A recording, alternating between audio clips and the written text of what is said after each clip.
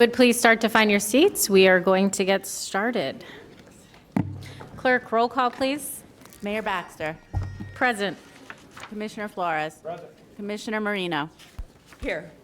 Commissioner Powell. Here. Commissioner Sachs. Here. Commissioner Weiss. Here. Vice Mayor Woodward. Thank you. Thank you. If you're able, please stand for the invocation and Pledge of Allegiance. Hold on, wrong one. Somebody else has it. You have the prayer book. Oh. Commissioner Sachs, you're up.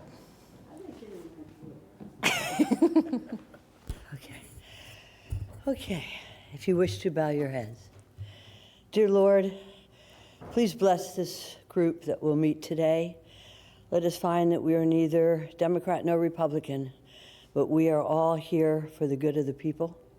And dear Lord, please bless our troops on foreign soil and those who guard us here at home, whether they're firefighters or law enforcement. Keep your loving arms around them and make them able to return to their families safe and sound. We ask in your name, amen. Pledge allegiance to the flag of the United States of America, to the republic for which it stands, one nation, under God, indivisible, with liberty and justice for all. That was a beautiful prayer. It really was. Yeah. I've been here, stayed here. Really, well, thank you. Butter off the top of your hat. I guess. She did off the That was off the top of your head? Administrator, do we have any additions, deletions, or substitutions? We do not, Madam Mayor. County Attorney, do we have regular agenda items, or was that deleted today? Is this just the workshop? Do we still need approval of the agenda? Yes. I will entertain a motion to approve the agenda. I have a motion by Commissioner Marino. I have a second by Commissioner Powell. All in favor? Any opposed? Please see that the motion carries 6-0. Moving on, workshop session. So we are going to cover 2026 hurricane preparedness storm season. Mayor, Yes? I believe item 3A1 still requires a vote. 3A1. Control file. Would you like to make a motion? I'll make a motion to receive and file. Second. I have a motion by Commissioner Flores, a second by Commissioner Weiss. All in favor? Any opposed? Please say that the motion carries 6-0. Now we will move on. Good morning. Good morning, Mayor, Vice Mayor, Commissioners, Administrator Abruzzo. I'm Mary Blakeney, Director of the Office of Emergency Management. Joining me is our Deputy County Administrator, Tom Nadler, and our Assistant County Attorney, David Behar. We're here today to talk to you about hurricane season and what we can expect this year. So I'm going to go ahead and dive right into it. As you know, hurricane season began on June 1st, and it'll conclude at the end of November. But I want to show you all a couple of changes this year in the season. But before I go into that, we're expecting a below average hurricane season. Both Colorado State University and NOAA have predicted a below normal season with 8 to 14 named storms, 3 to 6 hurricanes, and 1 to 3 intense storms of category 3 or greater. But just so you're aware, 1992 was a below average storm, and that resulted in Hurricane Andrew. So I just want to remind people it doesn't matter what the numbers say. If it impacts us, we need to be prepared. So I want to show you here is a new operational cone that the National Hurricane Center is putting into effect this year.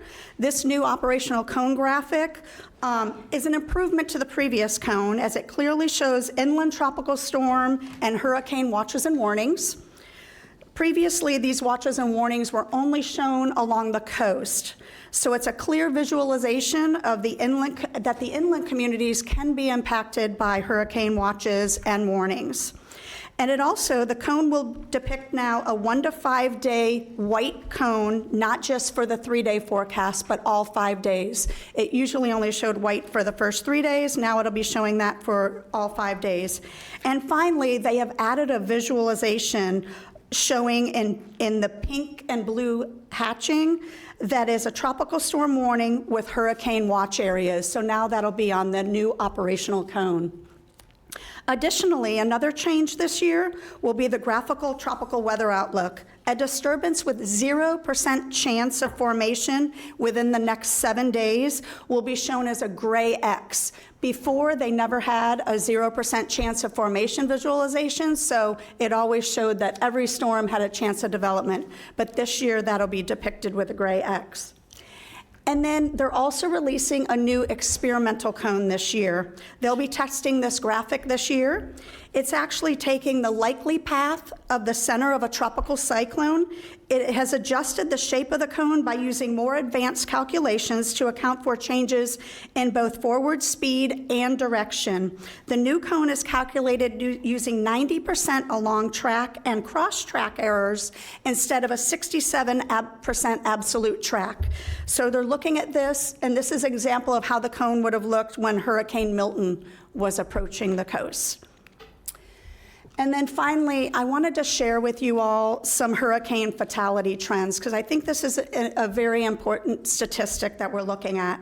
Since 2013, most fatalities have been caused due to freshwater rainfall flooding. This is a change from the leading cause of death being storm surge. This has shown that education about storm surge has been working. Yet rainfall flooding deaths are a concern. Helene was the deadliest hurricane to affect the mainland U.S. since Hurricane Katrina. But there's also nearly as many indirect deaths as there are direct deaths of hurricanes. Most occur after landfall, and the biggest cause of fatalities post-landfall are traffic accidents and other accidents that happen during storm recovery. But I also want to point out a very important fact about that. It has been shown to affect older adults, 60 years and older, especially men. So we need to put that warning out there during recovery that people need to heed the warnings and stay inside until it's safe to do so. But also we need to educate our residents about rainfall flooding. And it's very important for people to understand, especially if they're new to our community and don't understand how our flooding impacts our community. 3 to 4 inches of rain in 24 hours, residents should expect water remaining in yards and swales and ditches. And the system is designed that way, to hold that water until it can flow away. But 5 to 6 inches in 24 hours could impact roads. There could be water in roads. They're still passable, but it could be water on the roads. These are designed for our flood control systems. But 15 to 23 inches in a 72-hour time frame could be the level of flooding to impact homes and businesses. So people need to be aware of how flooding impacts them in their community. But people need to understand it's okay for water to sit in your yards and your swales for a period of time until it has time to recede. So we just wanted to make that clear. I know our water control districts would appreciate that education. But everybody has a part to play in our community preparedness. And preparedness is very easy for people to take advantage of now. We have 4 simple steps: make a plan, build a kit, get involved, and be informed. People need to plan now to know their hazards and their risks to their home, their businesses, and their community. They need to know if they live in an evacuation zone, but they also need to know their flood zone. Those 2 items are very different. An evacuation zone is different than your flood zone. You need to know if you're in an evacuation zone for your home and business, as well as a flood zone, and have a communication plan with your family about what you're going to do in the event of a disaster. So it's time to plan now. It's important to know hurricanes and their hazards. It's important to know your home. It's important to identify the safest location within your home and business so you can be secure. But also you need to understand there are many hazards within a hurricane. It's not just about the Saffir-Simpson scale, category 1 through 5. It's about all the other hazards: extreme wind, storm surge, rainfall flooding, and tornadic activity, and the possibility for having a disruption of power and communication. But it's also more than just the hurricane cone. Tropical cyclones, you need to be ready for one or a combination of various factors. We could experience wind, flooding, storm surge, or tornadoes. Hurricane Milton was a perfect example of that. A landfalling hurricane on the west coast of Florida created deadly tornadic activity on the east coast. Our community was greatly impacted by Hurricane Milton, although we were not a landfalling, even the landfalling coast, so people need to be ready for that. So we have created processes and tools and locations for our residents and our businesses to be prepared and our residents to be safe. People need to know if they're in an evacuation zone, and if they need to evacuate, they need to go to a family or friends outside of an evacuation zone first. But if they have nowhere else to go, we have plenty of shelter space available to them in our general population, our pet-friendly, as well as our special needs shelter locations.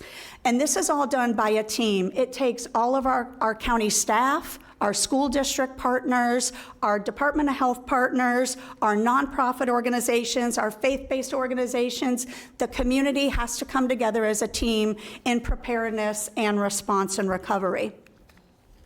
So individuals need to build a kit. A disaster supply kit is so important. Residents need to be ready with a 5 to 7 day supply of items where they can remain in place and shelter in place for a period of time. It's very easy to build a kit. It doesn't have to be expensive. People can go and buy one, get one items, keep one now, save one for later. However they design their kit, it does not need to be expensive. But we have resources and tools on our website that can show individuals where to go and how to buy those kits at an affordable price. Also, our residents need to get involved. Help your residents and neighbors prepare. Help them evacuate if they need help with that. And then help them after the storm with cleanup, with taking down shutters or even putting up shutters, or get involved with a faith-based, a nonprofit, a community organization that can come together and help our community recover quickly. This is so important for our community to come together, and look out for your elderly neighbors and friends. It's important that we all work at this together. And then be informed. Our website is filled with great information for people to get prepared. We have a hurricane planning guide. We also have a 24-hour number at the Emergency Operations Center that's operational 24 hours a day, every day of the year, including in times of disaster. So people need to know access to our website as well as our phone number at any time. And then every one of our residents, I would plead that every resident in Palm Beach County register for Alert PBC. This is our alert and notification system. We will only use this system for public safety messaging. It's the only way we can use this system. And any information that's put in this system when people register is protected from public records. That was put in statute when the state created the statewide alert and notification system. So we encourage all of our residents to sign up for Alert PBC. And then also, continue to follow us on our social media. We put out information constantly on there during times of disaster, as well as our website, as well as our alert and notification system. So we want our residents to be prepared. And finally, it's so important for our community to know that we have response priorities in times of disaster. We are going to focus on life safety and life-saving measures first to ensure our residents are safe and secure.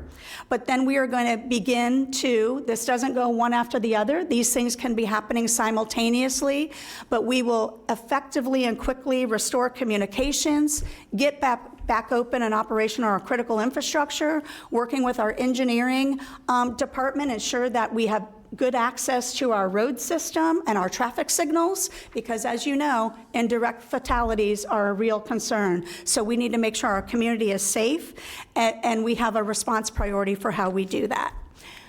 So that concludes my overview this year. I'd be happy to answer any questions anyone may have. Commissioner Flores, you're recognized. Great job on this, Mary. Could you go back 2 slides to the alert?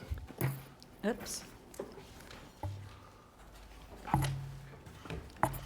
It's not really a question, it's more a plug. I've signed up for this, and anytime there's a flooding or an alert for flooding or tornadoes, I get notified via text message right away. So we'd like to let the community know that this is actually really useful, and it can save people's lives. So strongly suggest that you, if you haven't already signed up for this, that you do.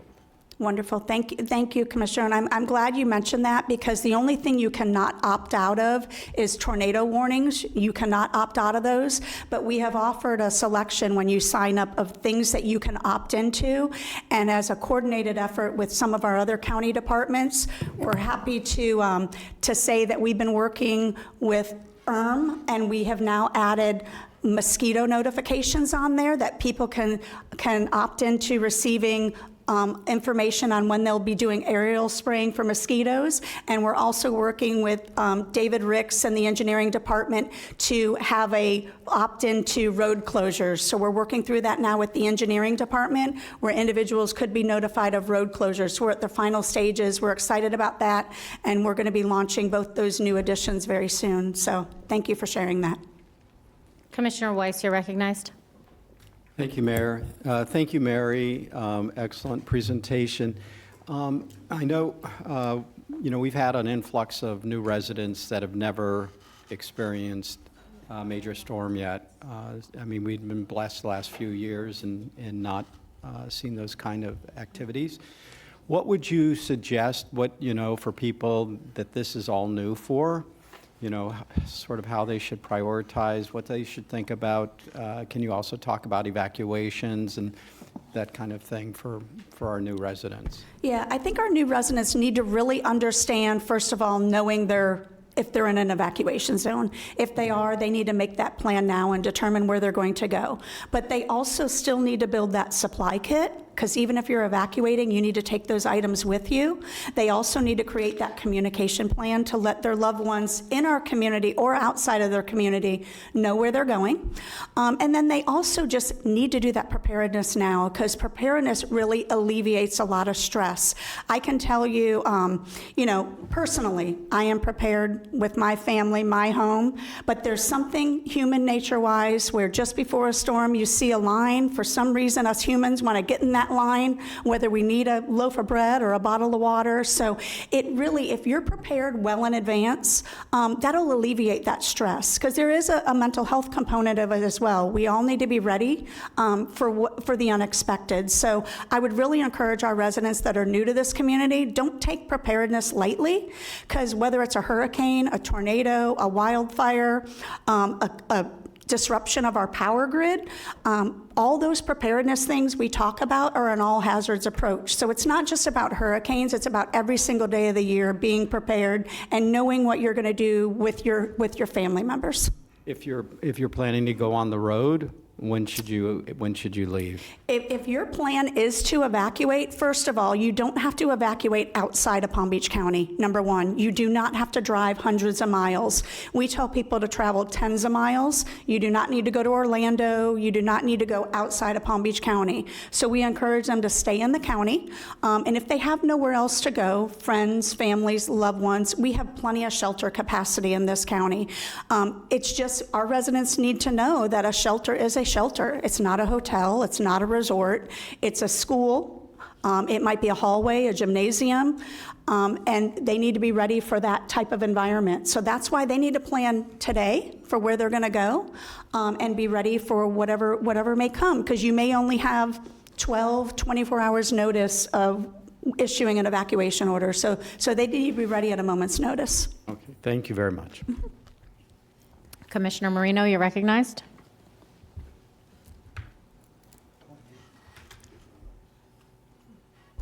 Bobby was before me. Commissioner Powell?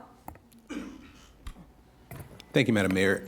Mary, can you go back to the slide before the last slide? I think it's maybe one more. Yes, this one.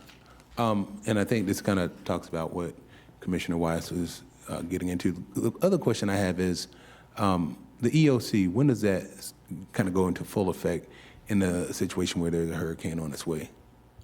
Well, thank you for asking, because I think people don't realize when a storm is out there, we have a timeline that we follow when we take actions at the Emergency Operations Center, and kind of our 0 hour is arrival of tropical storm force winds anywhere in our county, and our county is large. Our timeline for protective actions and when we start doing things at the Emergency Operations Center is about 120 hours out. So a good 5 days before that, we're actually already preparing the EOC, our stakeholders, and our partners for what it could be looking like. When we finally go into the path of bringing everybody into the EOC, we do that. Pretty much our timeline is simultaneously with the activation of shelters. So you're looking at an EOC activation of a full scale with everybody in it, probably a good 24 to 36 hours pre-landfall of any type of a storm. So, but we have been doing things days in advance of that, because once we make the decision to activate the EOC, there is a lot of actions that take place with our incident commander, our county administrator. The decision to close county government is not an easy one. The decision with our superintendent of schools to close schools, if schools are in session, that impacts a lot of people, closing courts. So there's a lot of amazing people that do great things in the days leading up to a storm. And that timeline, although it may appear that we're doing this last minute, we're trying to keep things operational and functioning as long as possible. So our county government and all of our resources keep working. But we are planning well in advance for those closures, and we're going to keep everybody out of harm's way. Thank you. Excuse me. Administrator Abruzzo, did you want to add something? Thank you, Madam Mayor. I obviously spent 8 years in the United States Coast Guard. I have years of training in emergency management, a lot based on hurricanes. I was in the Coast Guard when Hurricane Katrina hit as well, so I've seen the worst of the worst, and I've seen the best of the best in coordination. What I can tell you is that speed matters, but coordination matters most. Also, the first 72 hours is the most important by far, and I cannot tell you how it's been great to work with our team, Mary, Tom Nadler, at the county, the way that the EOC is being set up and what we're looking at. The equipment matters, but our greatest asset is our people. And I assure the board that from the staff level and all our governmental partners, they are the best of the best, and we will be ready for whatever comes our way. Thank you, Madam Mayor. Thank you. Thank you, Mayor, and thank you, Administrator. Mary, this slide that I asked you to put up here, and it talks about the priorities. 1, starting with red, 2 orange, 3 yellow, 4 green, and 5 blue. Can you explain this really? I mean, is this after the storm? Is it during the storm? Is it before the storm? And I know when Commissioner Weiss talked about evacuations, I know there have been situations where people have tried to evacuate outside of the state, maybe outside of the county, and they may have had electrical vehicles that have been stuck on the road because of the lines that get pretty long. We start thinking about people who haven't been in Florida and evacuating. But can you explain what this priority of response is? Is it after the storm, during the storm, before the storm? Yeah, it's a little bit of both, but this is primarily focused on post-storm priorities. But just know that we have all the key stakeholders for our response and recovery in the EOC, everything from our power providers to our water utility providers to our infrastructure branch, because as long as it's safe to do so, our responders will get out and try to restore whatever items are out there. But there is a point in time when the storm will create winds that it's not safe for our responders to be out there. And we will pull, and there will be a time where emergency response vehicles, utility vehicles will have to leave the road and doing their role until it's safe for them to do so. So that's why it's so important for our residents, as to Commissioner Weiss's point and your point. If people are going to evacuate, they need to make that decision, plan for that now, and do that when an evacuation order is issued. Because if not, if they're waiting until just before the storm makes landfall or during the storm, there may be a time where nobody's going to be able to come and rescue you at that time because it would be too dangerous for those responders. So this is primarily post-storm, but there are elements of it that I would say are in the preparedness and response phase as well. Thank you. And the last thing, I do want to acknowledge that we have Riviera Beach's Chief of Police here, Michael Coleman, along with a team of people. What is the coordination with other municipalities and different, whether it's public safety, whether it depends with police, fire? How does that coordinate through the ELC during one of these times? The coordination with all the stakeholders, well, currently, right now on blue skies, when there's no storms, we meet with our municipal stakeholders every other month. But during an activation, we have at least once a day, if not twice a day, conference calls with all of our municipal partners. Our emergency services branch coordinates with our fire rescue agencies as well as our law enforcement agencies on a daily basis out of our EOC. So each of those specific disciplines have communications, as well as we communicate to our 298s, our water control districts, on a daily basis, just to ensure that our flood control systems, our waterways, that we're having that communication. That's with South Florida Water Management, Indian Trail Improvement District, Lake Worth Drainage District, all of those types of facilities we're coordinating with throughout the activation, just to make sure we're prepared for whatever may happen, if it's a flood event or if we have impacts that involve search and rescue with our fire rescue and our law enforcement. Thank you. Commissioner Marino, you're recognized. Thank you. So just some housekeeping, because I know people are watching, and start emptying your freezer now, because if you lose power, you lose all the food in your freezer. These are some of the precautions I take. If I know that the storm is going to hit us, I turn the ice off in my machine and I take the ice out of the machine, because if you lose power, that just melts down. If you're going to find a shelter and you have animals, make sure you're finding an animal-friendly shelter, because there are shelters that don't take animals. If you have a generator, fire it up today or tomorrow. Make sure you do it outside of your house, too. Don't fire it up in your garage, because if something happens, you don't want to do anything to your house. But I had to have my brother go through this with me last year, because I had no idea how to turn the generator on, and it's not as easy as just flipping a switch. So make sure you check your generators and have the oil and gas for that. If you have grills and you don't have propane, that won't help you at all. So make sure you have propane for your grills. And for all of you that run out and get bottled water, I think I did a video a couple years ago where I took every single container in my house, and I had more water than I knew what to do with when I filled those containers with water. So you don't need to go out and buy plastic bottles of water. You have all of that, all of those resources in your own home.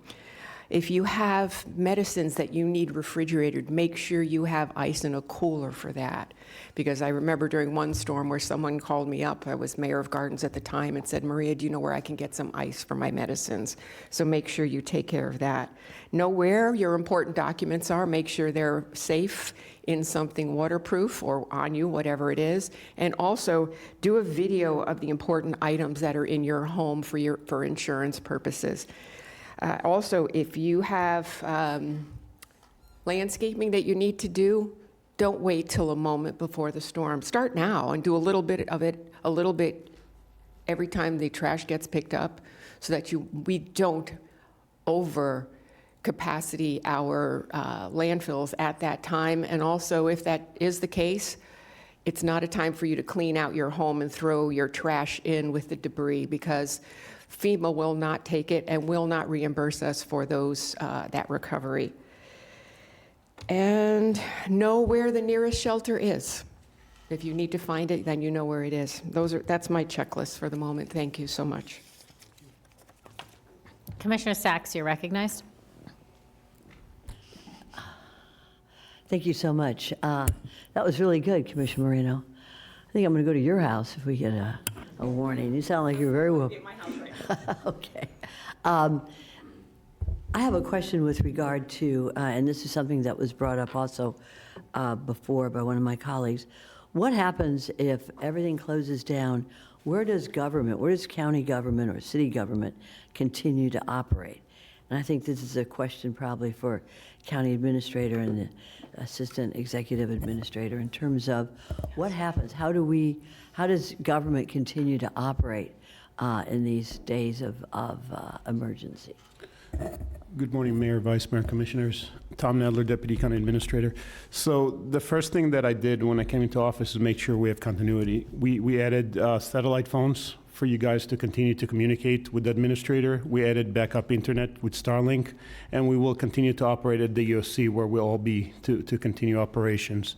That also brings up a good point for people that are out there. When the storm hits, most likely we will not be able to communicate. So make sure you have rendezvous points to meet with your family, and ways to make sure that people are available to communicate in other ways than cellular phones, because our networks have gone down, and it takes time for our carriers to come back in with set cows and set everything back up. So as far as for us, the redundant networks that we're using to communicate, and I'm working with our information technology group to see of other ways we can be more effective in communicating. We have a backup tower in fire headquarters for our radio system to set up that was given to us by the state. We're working on a satellite bus that we're putting together to have a Wi-Fi network that I instructed them to work with. So I'm looking for better ways for us to set up an alternate ways of communications where we'll be all communicated. As far as our commissioners and our staff, we have the satellite phones and the backup internet that we can set up to continue communicating, and we'll be operating probably from the EOC as we continue. Madam Mayor. You may. Thank you. Thank you, Commissioner. The Deputy County Administrator Naylor hit the nail on the head. It's about continuity of operations before the arrival. And Tom has done an excellent job on the communication front. Backup communication is extremely critical. Also, in the word of critical, we have to make sure that our critical services never stop. And we have taken all the necessary steps to ensure that that continues. And that goes along with mutual aid of our governmental partners, which I know Tom, Mary, and their team have also done an excellent job. Commissioner, the question isn't whether government continues. Obviously, it must. The question is whether we have prepared well enough to continue under the worst conditions imaginable, and I will assure you that we will. Thank you, Board. Thank you, Madam Mayor. Commissioner Thank you. Marino. And if I could just continue on, but the next question. It's very important, Mary, that people know where their shelters are. And you have it, designated here, general population, pet-friendly, special needs. Will those with special needs, have we made arrangements for maybe Palm Tram or some EMS somehow? And I know a lot of people stay in their houses when they should have been evacuated because they don't want the little foo-foo to be all alone by himself, you see. So they stay there with the dog, and then we have problems later. So how do we get the word out for our population that they have dogs or special needs, or where do they go? No, cats. I leave the cats alone, actually. I think, okay, a cat shelter as well as the dog shelter for my colleague, Commissioner Weiss. Yeah, so, we have all of that information on our website. We do ask for the pet-friendly shelter as well as the special needs shelter that people pre-register. There is a registration application and link on our website, just because we need to understand the conditions that they may be coming with, special medical conditions. We also partner with Palm Tran. They do provide transportation to those individuals that are transportation dependent that need to get to the shelters. Our Palm Tran partners are phenomenal in making sure our residents, whether you need to go to a special needs shelter, a pet-friendly shelter, or the regular general population shelter, they will provide transportation to those locations if residents need to get to a shelter. Individuals can just present themselves at a bus stop, and if they're saying they're going to a shelter, they'll make sure that those individuals get to a shelter. So our whole focus in that time when we activate shelters is to get people out of harm's way, and we'll use every resource possible to get those individuals out of harm's way. Our public transportation assets are phenomenal, and not only getting people to the shelters, but assisting us in getting them back home afterwards, as well as even our law enforcement, our sheriff's office and our local police departments do an amazing job of making sure that if they get a call, they get the people out of harm's way. So it's our whole community coming together and making sure our community is safe and our residents are taken care of. Do we have public affairs that will get the word out? I mean, a lot of people, I know we say it's on our website, Yep.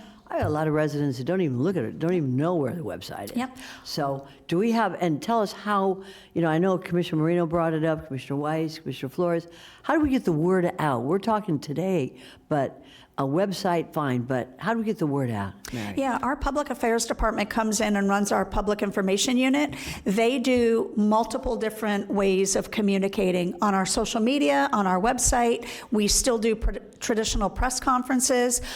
We do media advisories that are written, but also just last week, we had all the PIOs in our EOC from around the county with nonprofit organizations, government organizations, and we did a presentation and encourage them to be part of our team, share our information, because we always talk about having vetted, truthful information out there to stop rumor control. So we have engaged not just our public affairs team, but everybody's public affairs team to get our message out. So again, it's another community-wide effort that we utilize to get the message out to our residents beforehand and in times of crisis. So they're embedded with us in the EOC, and that's a huge part of how we get our communication out to our residents. Commissioner Marino, you're recognized. Thank you. Just a reminder that if people wonder where their tax dollars are going, their tax dollars are going to this whole response and cleanup. We can't depend on FEMA to reimburse us in a speedy manner whatsoever. And sometimes after years of waiting for FEMA, they do reimburse us, but then they also figure a way to claw back those dollars. So just a reminder for folks that are listening, this is another important place where your property tax dollars go to keep you safe and keep the county safe. And also, just for those that are listening, PIO means, Mary, go ahead and tell us. What does PIO stand for? Our public information officers, sorry. Thank you. No, that's okay. We talk in acronyms all the time and our, alphabet soup, and sometimes people don't know what it is. So again, that's Public Information Officer. We have those here. We, as you said, we interact with the other municipalities and other taxing bodies to make us all safe. And those are paid for with your tax dollars. Thanks. If I can add to that, Mayor? Of course.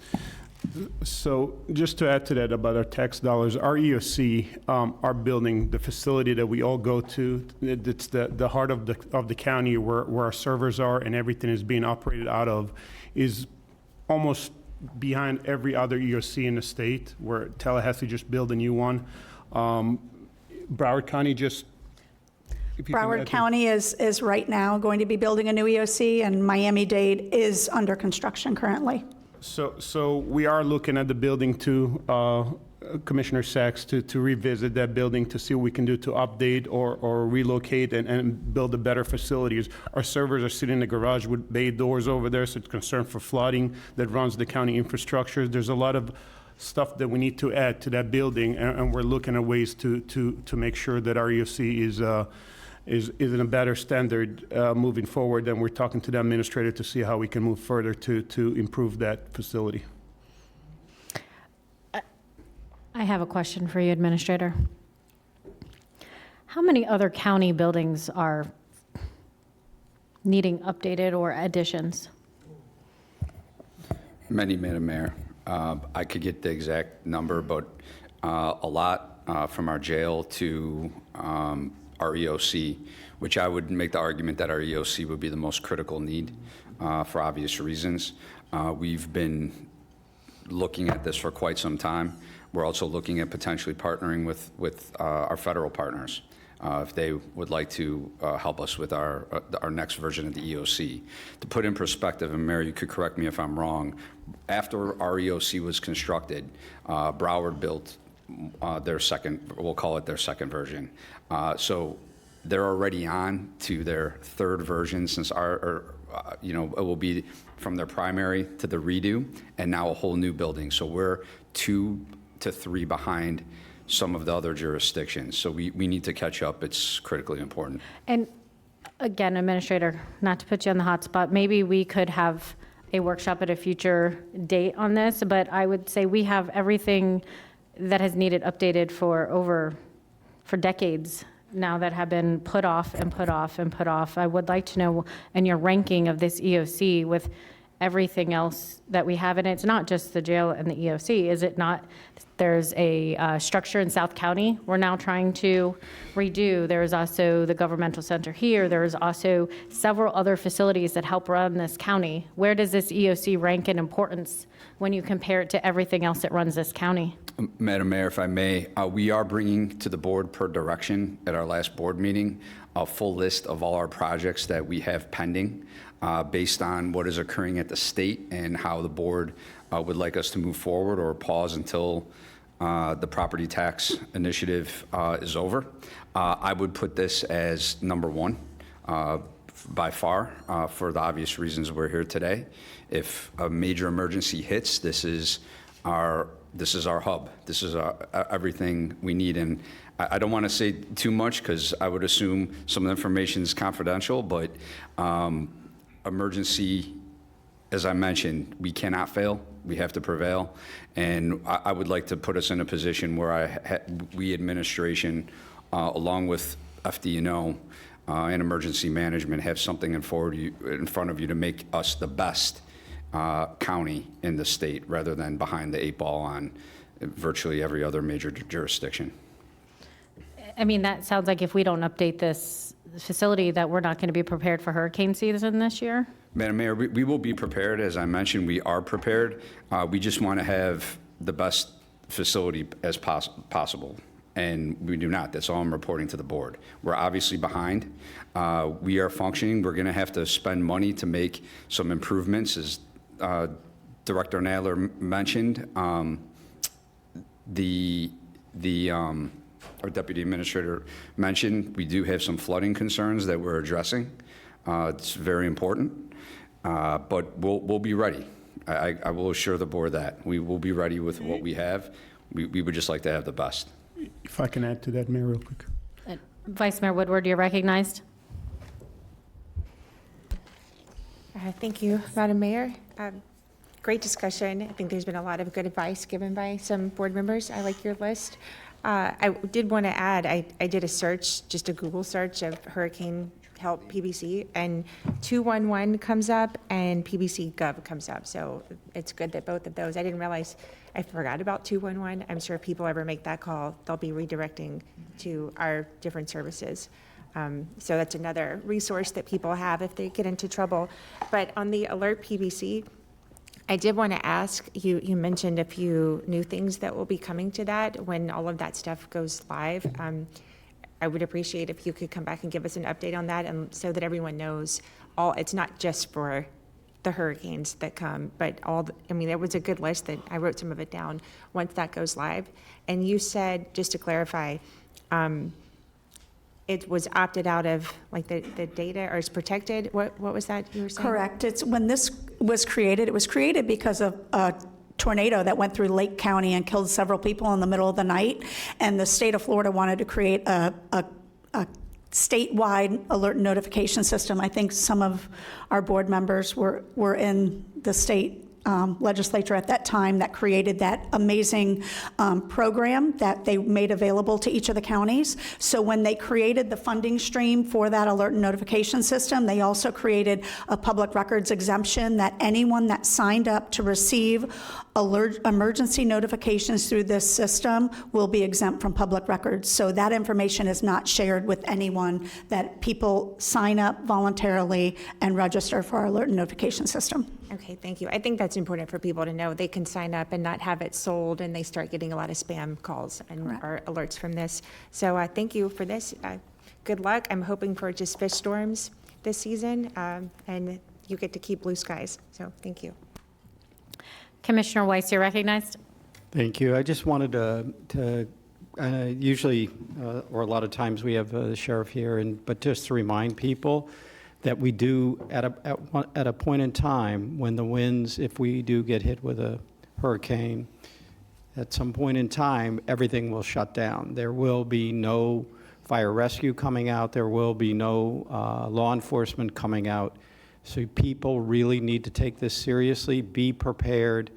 If you think you're going to have an issue, as Mary had said, you need to plan in advance and have a plan to leave your home, because unfortunately, you know, in as much as law enforcement and fire rescue want to be able to go out and rescue somebody, there may come a point in time when it is not safe for them to go out. They will not be allowed to go out, and you know, you're on your own. And so you have to be prepared to be able to take care of yourself and your family. And it's not trying to scare anybody, but just this is the reality. This is what happens when we get hit with a major storm. So. Commissioner Sachs, you're recognized. Thank you. Maybe I can just close it out by saying, I recall in 2020 with the COVID issue, we were all there at the emergency management office there, the EOC, broadcasting. You had everything set up nicely. So, and I recall that we had communication with the entire county. So it's not just a storm. It could be some type of emergency that we have going on here, that's the place, that's the brain, that's the whole nervous system right there as the EOC.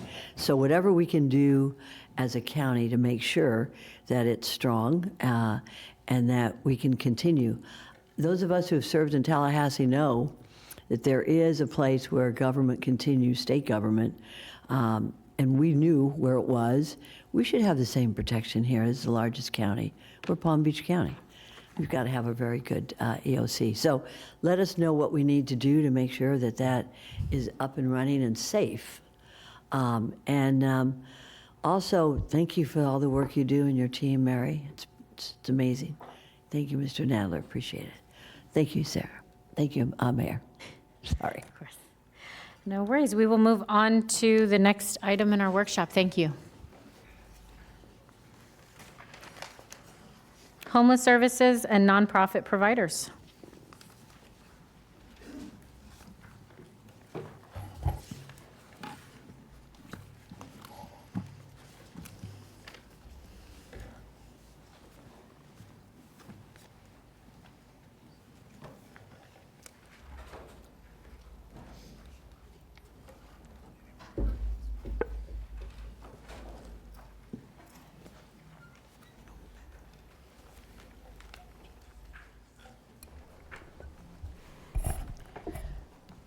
Good morning, Mayor, Vice Mayor, Commissioners. We're here on this workshop, forgive me, Tammy Fields, Deputy County Administrator. We're here on this workshop to follow up on board direction to bring back information regarding the Homeless Coalition and some of our main homeless providers in the community. And with that, I am going to turn it over to Dr. James Green to get us started. You're being handed the latest version of the PowerPoint right now.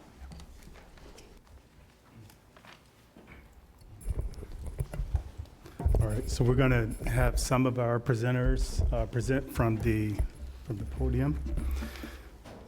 So in September of 2025, Community Services staff presented information to the board regarding the county's contract with the Homeless Coalition.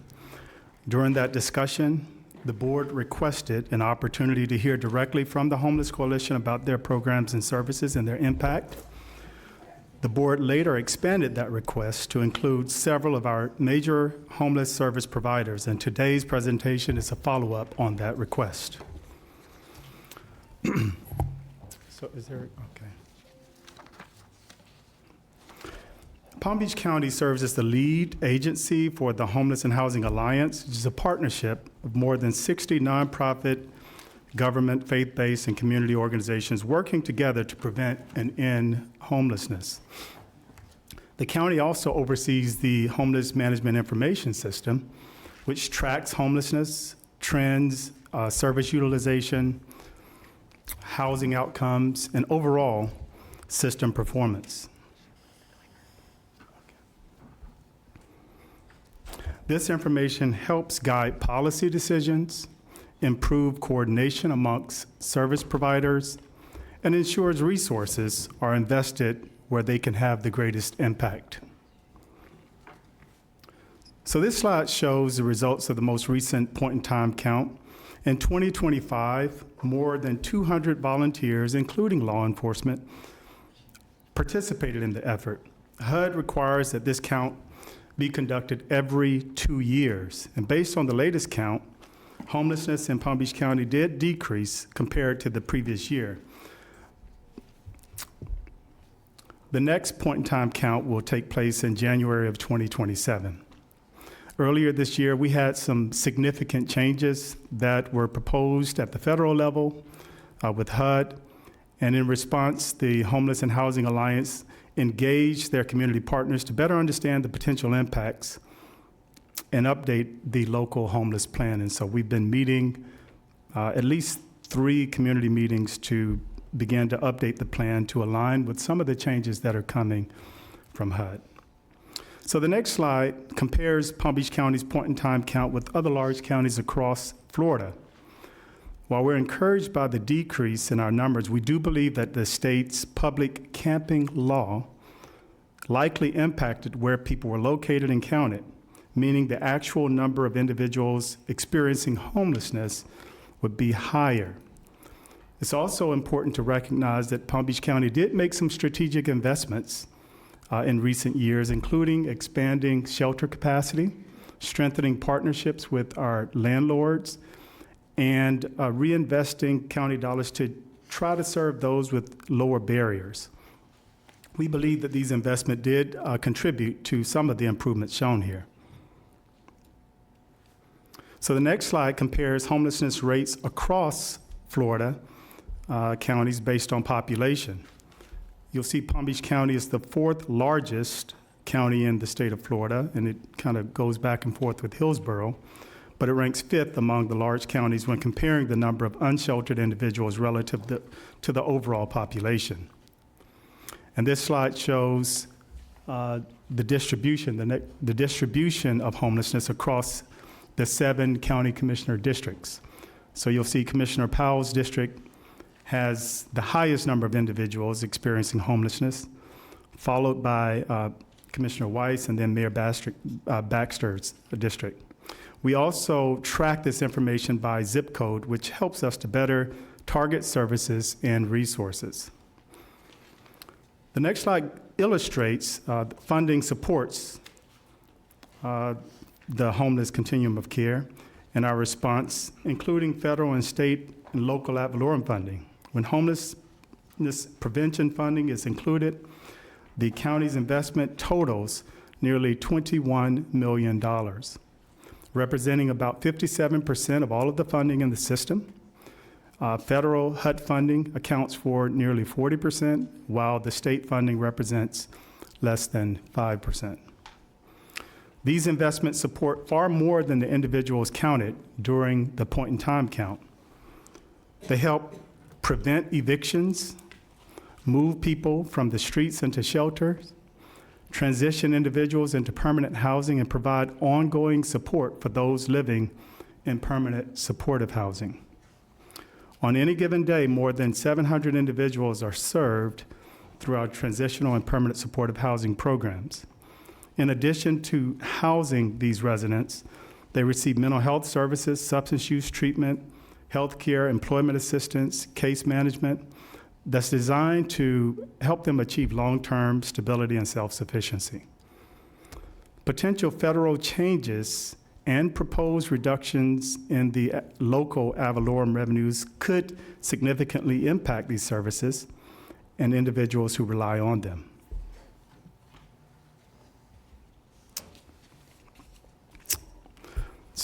Go ahead, Wendy. Now I'm going to turn it over to Wendy Tippett, who will share some information about our programmatic outcomes. Good morning. Excuse me, Wendy. Vice Mayor Woodward, you're recognized. Sorry, can you go back to the previous slide? Yes. Do we have any, I know you may not know it today, but could we get an indication of money that comes from municipalities and what they're putting in? Because I know there's at least a few municipalities that have a contract with us for like the Hot Team and some other, do we have, is that captured anywhere in here? Yeah, so we know that 160,000 comes from the city of Boca. And then the city of West Palm Beach, they do participate in our homeless continuum of care, but we did not ask them for ad valorem dollars that they're putting towards their housing programs with the city. Well, I mean, it doesn't have to be ad valorem. I was just curious if we know, because you have a breakdown of federal, state, and county, but I was wondering for the cities, because cities also We could get do that some of this, information. whether it's contracted with us or even work that they're doing themselves. Sure. All Okay. right, thank you. Please continue, Wendy. Thank you. Shouldn't mess with that.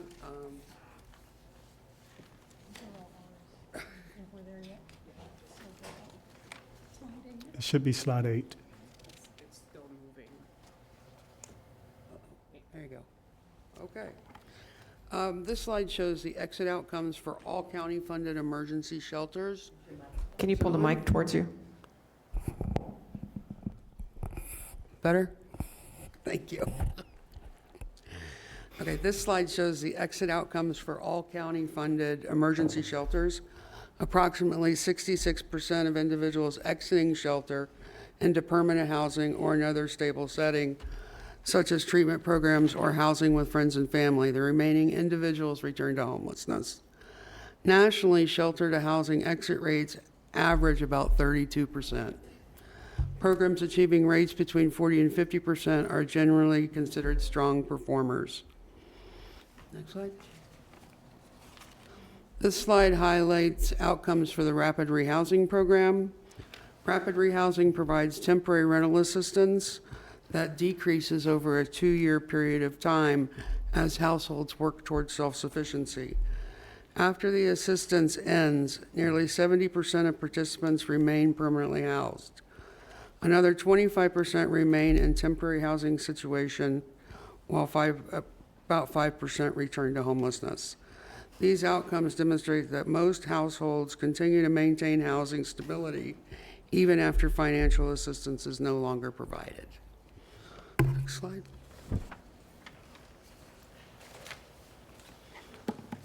While dozens of organizations participate in Palm Beach County's homeless response system, today we wanted to highlight 5 key partners that have worked closely with the county: the Homeless and Housing Alliance, which is our continuum of care, and the Homeless Coalition. Today you'll hear from the Homeless Coalition, which supports our continuum of care and are also members of the continuum of care. Gulfstream Goodwill Industries, which operates several of our shelter programs. Adopt a Family of the Palm Beaches, which serves homeless families with children.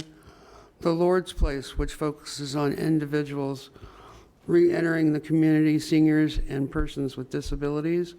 And Vita Nova, which serves homeless and at-use risk ages 18 to 24. At this time, I'd like to turn the presentation over to Alex, and I always butcher her last name, so I'll let her introduce herself, Chief Executive Officer of the Homeless Coalition. Thank you. Wonderful. I'll take the clicker back since it's probably easier. Thank you. Okay. Is this on? Yes. Good morning, Mayor, Vice Mayor, Commissioners, County Administrator Abruzzo, and staff, and thank you for the opportunity to present on the work that we're doing at the Homeless Coalition. My name is Alexandria Ayala Long, and I serve as Chief Executive Officer of the Homeless Coalition of Palm Beach County. And I want to recognize that joining me today in the audience are several members of our Board of Directors, as well as Corey Sanchez and Roseanne Hawk of Atlantic Development Associates, and Sylvia Evans and Joshua Nelson of Palm Beach Accounting and Financial Services, who are our grant writing and accounting teams and are available to answer questions regarding those operations if you'd like more detail through the presentation. So for nearly 40 years, the Homeless Coalition has served a unique role within our community.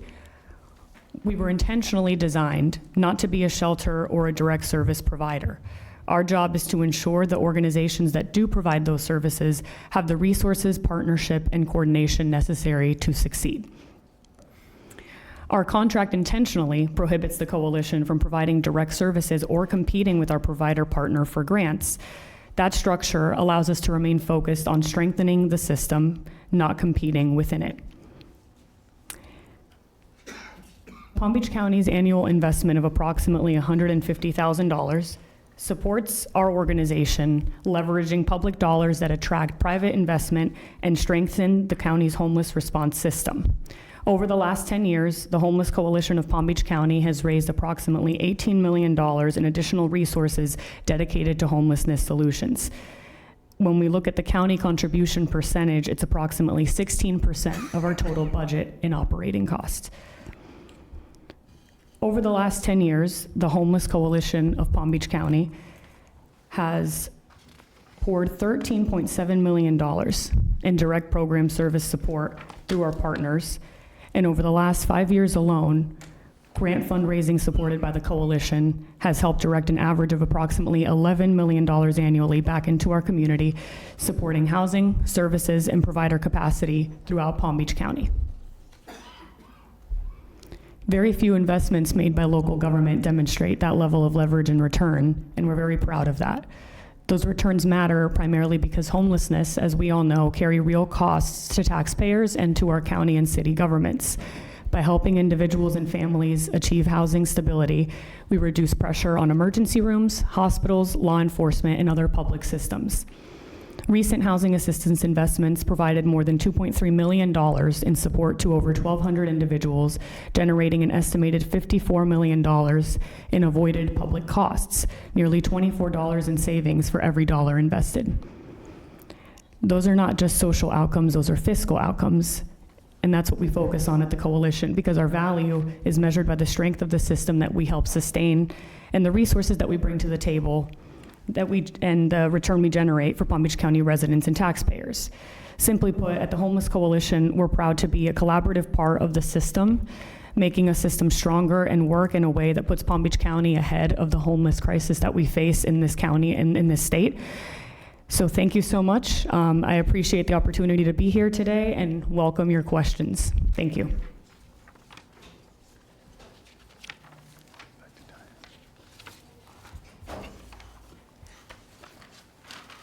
And next we will hear from, I believe, Gulfstream Goodwill. Good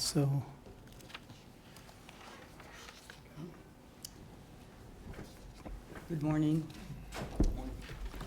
Good morning, Mayor, Vice Mayor, Commissioners, and County Administrator Abruzzo. For the last 60 years, Gulfstream Goodwill has been providing programs within this county, primarily focusing on employment, training, and housing. Over the last 5 years, we have produced $72.7 million in revenue, and that's comprised of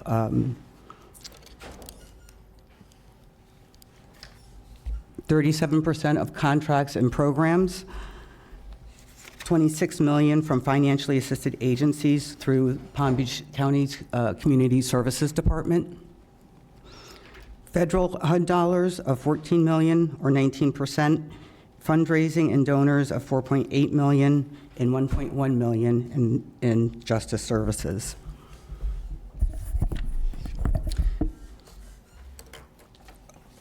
And that number is $515,000 from the Homeless Coalition that helped fund move-out costs for guests moving out of the shelter into stable housing.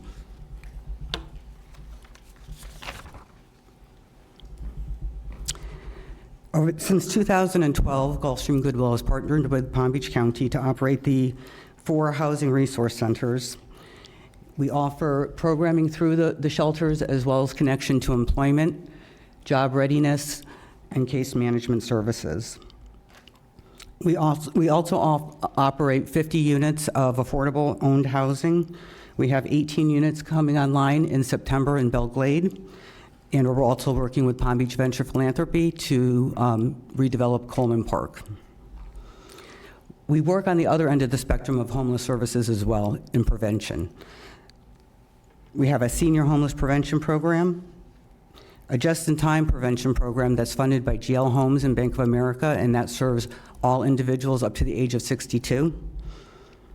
And we're also running a pilot program with GL Homes right now, Homeless to Home, which is taking families that are either housing unstable or homeless, and we're putting them in apartments and housing, paying first, last, and security, 3 months of fresh food, and 2 years of case management services.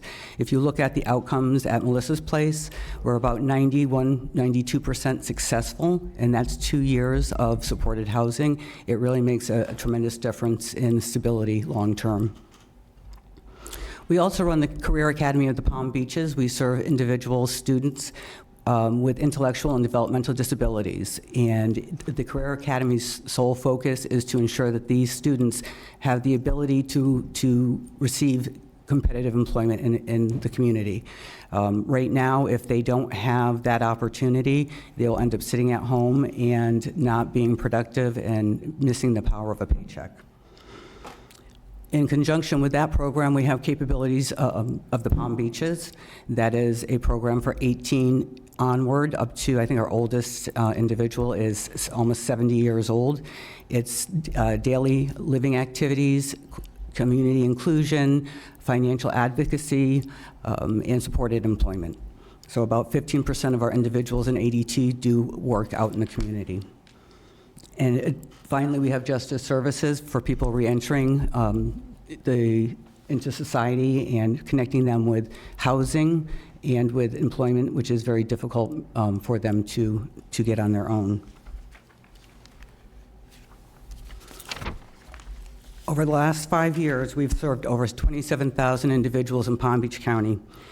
Of that, 7,600 were through shelter services, with almost half of them having some type or form of disability, whether it was mental health, substance use, or physical.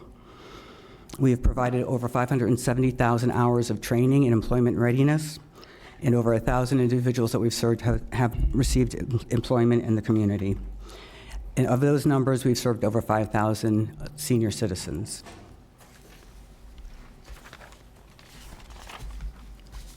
Our housing footprint includes J Street, which is 17 units of affordable housing based on fair market rents and income. M Street in Lake Worth, we purchased that 2 years ago with the assistance of SHIP dollars, and that is 9 units of affordable housing. We have 7 units on Tamarind, which is housing for individuals with intellectual and developmental disabilities. And as I said, Belglade will be opening 18 one-bedroom units in September. We also operate 74 HUD housing units, scattered site, and that's rapid rehousing and permanent supportive housing for individuals in our community.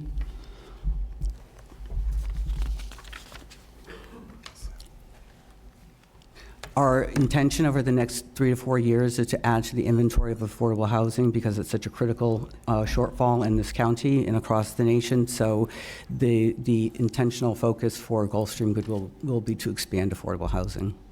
Thank you. Vice Mayor Woodward, you're recognized. Thank you for the presentation. Just, I wanted to double check, you gave us your revenue sources, the $72.7 million over the past 5 years. Was that also all of your expenses? No, the expenses over the last 5 years are not on this presentation, but I can certainly provide them to you.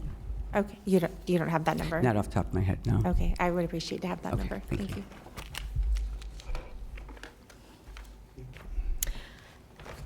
Good morning. Good morning. Let's try that again. Good morning. Madam Mayor, Vice Mayor, and fellow commissioners and county administrator, thank you for this opportunity. My name is Matt Constantine. I serve as the CEO of Adopt a Family of the Palm Beaches. I've worked at Adopt a Family for 24 years now, and from my first day to today, have always known and been grateful for all that Palm Beach County has done as a partner of our work. So I want to start by saying thank you. So some of you have visited us and come down and visited our campus, but a little bit about us. So we provide shelter, housing, and services to families with children who are either at risk of becoming homeless or experiencing homelessness. We own 112 units of housing and also provide 200 families with homeless prevention services each year. And our housing serves a continuum of needs for Palm Beach County residents, from families experiencing homelessness to families attempting to become first-time homeowners. Much of the agency's housing that we own is in Lake Worth, which kind of gives us the opportunity to have a campus setting. So our families really, I think, benefit from a really service-rich environment. We have mental health services, job coach, we offer college scholarships, budgeting workshops, and consistent case management. And because we work exclusively with families with children, one area that we've really grown in is the children's education. So we work very closely with the school district of Palm Beach County and provide a great deal of educational services. We operate a full-blown after-school program, summer camp, middle and high school program, and we also provide scholarships to private schools when beneficial for the families and students. This slide shows some of our agency-wide outcomes from last calendar year, and these results are consistent with past years. Despite the high cost of living and rents in Palm Beach County, we are still realizing a great deal of success. We also have a data sharing agreement with the school district of Palm Beach County and know that our children that are stably housed in our programs are outperforming their peers. We've done several studies which are on our website, and we're really proud of that. With all the tutoring and educational supports that we provide our children. And this slide speaks to our relationship, which we're grateful for, with the Homeless Coalition. So a lot of residents of Palm Beach County have benefited from this. Since 2014, we've actually served over 800 families with the Coalition's assistance. And these funds have supported our efforts to place families in housing, families experiencing homelessness. And it's been especially helpful in recent times and years as the cost for a family to move into a new apartment has approached $10,000 for first, last, and double security. Excuse me, one moment. Commissioner Powell, you're recognized. Thank you. I'm sorry for the interruption on the presentation. I just want to make sure when you say 200 families, is that mainly women and children, or could it be a man, woman, and a child? Could it be a man and children? How does that work? That's a good question. I'm sorry. Yeah, it's all the above. Predominantly, though, what we see is typically a mom with children. I would say that's probably 80% of who we serve, but we do have, mom, dad, kids. We have all types of families. The big piece for us is the child, the minor child. Okay. Thank you. Okay. Would you mind explaining the Homeless Coalition partnership and how it works? Sure. So since 2014, we've received funds that we have deployed through the Homeless Resource Center, and they are 100% direct specific assistance funds. So in other words, our agency, we don't have staff associated with it or admin. So every dime we get for these years, what we've done is we put right back out to house a family. So we work with private landlords. We have housing specialists that try to find those landlords in the community who are willing to take a risk with some of the families we're serving. They may have poor credit. They may have had a recent eviction. And so those funds help us to rehouse. So it's sort of a rapid rehousing model to rehouse those families. And how much would you say you get annually from them? It's in the ballpark of about 150 to 200,000. And in the last year, we don't know, but yeah. Okay, thank you. You're welcome. Thanks, Mayor. Mm-hmm. Okay, I think I'm going to move on this. Okay, this is just a high level of our budget. So the majority of the funding which we receive from Palm Beach County, it's really two, I think, incredibly innovative public-private partnerships, one being the Emergency Shelter Program REACH, and the other being the work that we do on the family side of the Senator Philip D. Lewis Center. And we're incredibly grateful for that support and also being able to play a part sort of in the crux of family homelessness from coordinated entry, emergency shelter, and housing. But as an agency, we were founded in 1983. We've been extremely committed to this mission for decades. And so as you can see in the budget, we aggressively fundraise, leverage, and deploy our agency funds in these same areas to make even a bigger impact. And so I try to end all my talks and say, that right now we are serving 315 families that are receiving housing assistance in our community, our residents. And so I want to say thank you on their behalf and appreciate your time. Thank you so much. Thank you. And now we will hear from Dolores Place.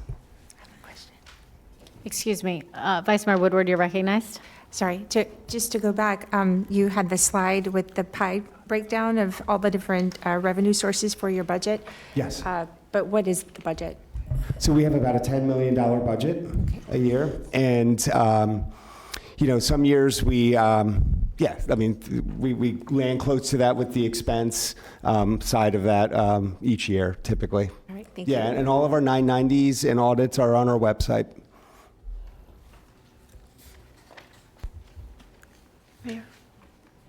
Please proceed. Okay. Good morning. My name is Raymond Morse, and I serve as the... Excuse me, I'm sorry, we have two more lights. Commissioner Marino, you're recognized. Thank you. I think one of the things that I've been noticing is the partnerships between all of the different agencies. So I think what is important for everyone to note is that while grants are a big deal of what you get, it's also the partnerships. It's also the going to the impacts of the Palm Beaches and getting your $100,000 grant. Jeff, you've been a recipient of that. It's going to the Homeless Coalition to do some support. So I really just want to take a moment to say the partnerships that you do are important to us. So as you're going through your presentations, make sure you throw in a couple more of those so we actually know. Because I think the whole reason you're here goes back a couple months ago when I said I really want to know how the Homeless Coalition is working with the other agencies. And it's been, it's been asked what the budget is and what the expenses are. But I think what we're trying to show here today is that moving forward, homelessness is not up to one agency. It's up to all of you. And all of you are the ones that are partnering with each other, writing for grant dollars. I noticed that in the Homeless Coalition slide, there was a number about unrestricted dollars. That is such an important aspect of what you all do. Because for those that don't know, unrestricted dollars means you can fundraise and put it towards anything, whether it's keeping the lights on, paying a salary, it doesn't matter. But most of the time when you write for a grant, it is very, very specific of what you can spend those dollars on. And a lot of times writing for grants means a little bit of mission creep, which is something that none of us need any of you to do, is mission creep, because we don't need you to grow in a direction that isn't part of what you're really supposed to be doing. Just as a note, Tay Edmonds, thank you for being here today, Representative. And I also see Rochelle Litt in the room for City of Palm Beach Gardens, thank you.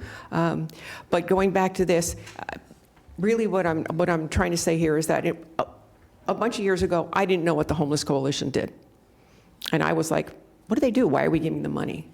And what you're here today saying is that even the small percentage of what we give to the Homeless Coalition, which I think you said 16% of what Homeless Coalition gets was from the county. The rest of it is money that you've gone out and raised.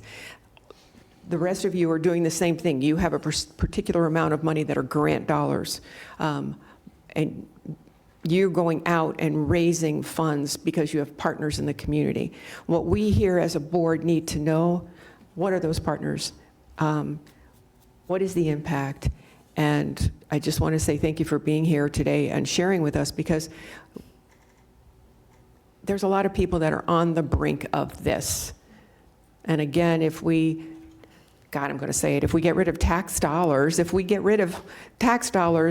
those folks that are on the brink of homelessness will be homeless. Because investors who own apartments are going to pass on that increase in taxes to the rents, which all of you at some point in time are helping folks get into a unit. So what you said, it was $10,000 to cover someone moving into an apartment, first, last, and double security. That's a crazy one, double security, but it is out there, and we need to understand what expenses are for someone to go from being homeless to having a roof over their heads. And if it's a rental unit for a time frame, we need to understand the costs of that too.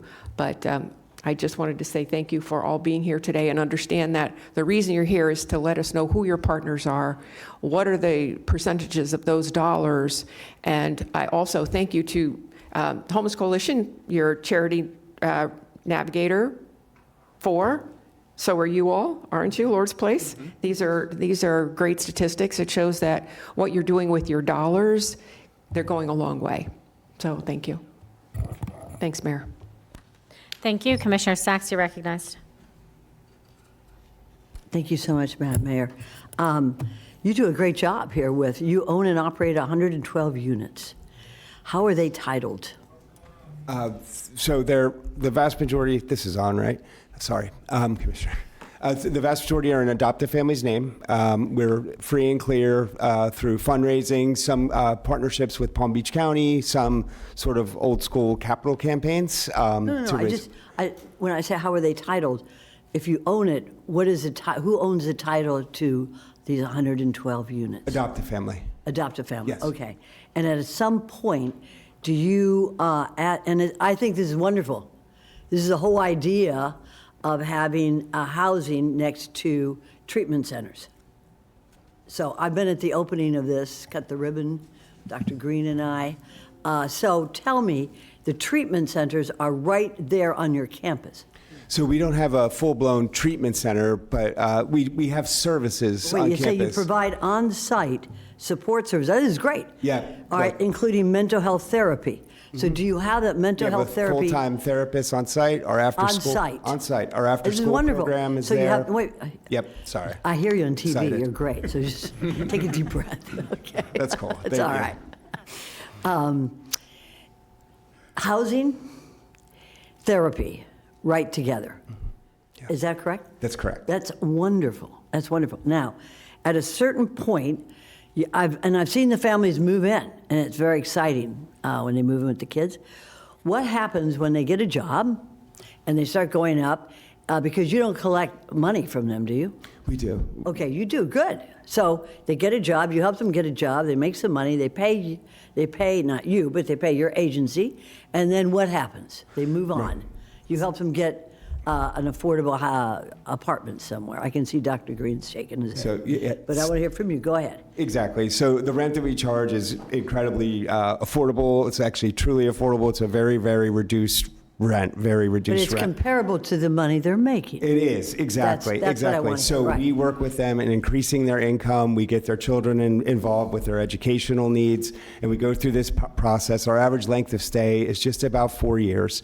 And so we have some families who are able to work with Habitat for Humanity and become a first-time homeowner, others who go to a private rental, others who reunite with family. There's all different types of outcomes. That's wonderful what you so, do yeah. because it's a process where they start with you, they get the therapy, you help with the kids, you get them a job, and then you help them move on to having their own apartment in their own name.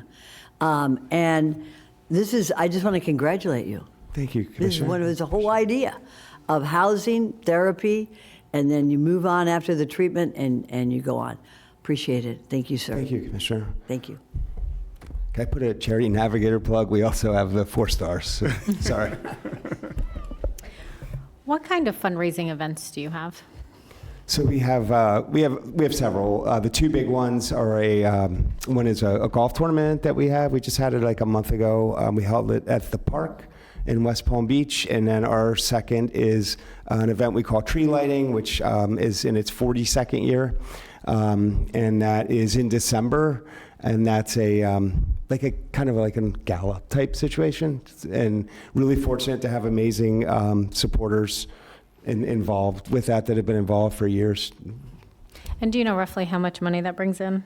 Yeah, so our fundraising line item budget is probably close to 1.5 million in gross revenue for all fundraising activities Of this? for the year. Okay. Yeah, But that's would you say the combined. majority comes from those events or outside? The majority would come from those 2, the golf and the tree lighting event. Thank you. Yep, thank you, Mayor. Commissioner Flores, you're recognized. Hey, Matt, how are you? Doing well, Commissioner. Good to see you. Excellent. So, Adopt a Family is in my district. Would you mind sharing with everyone the the community that you service, especially the school.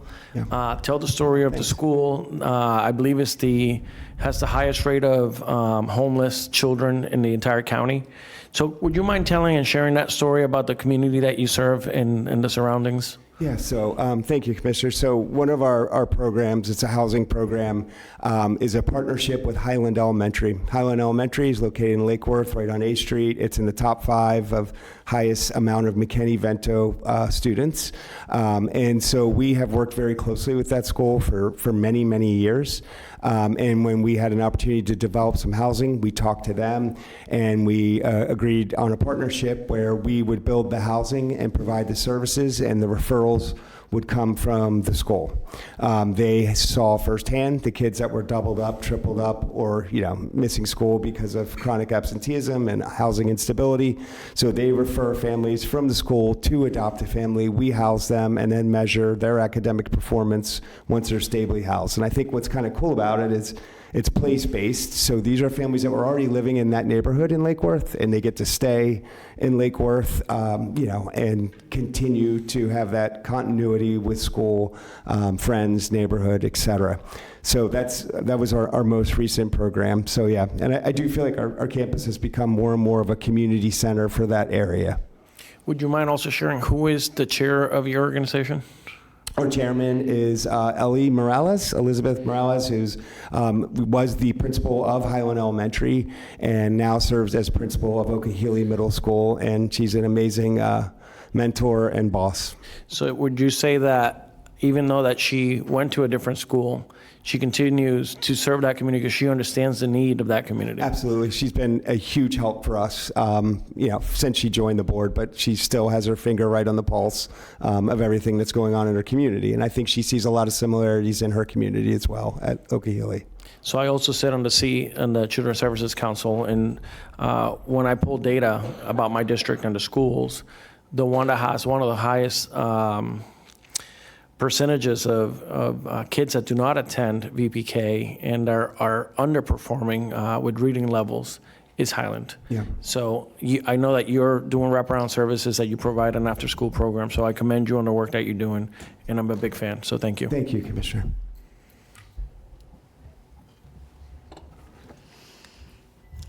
I do not.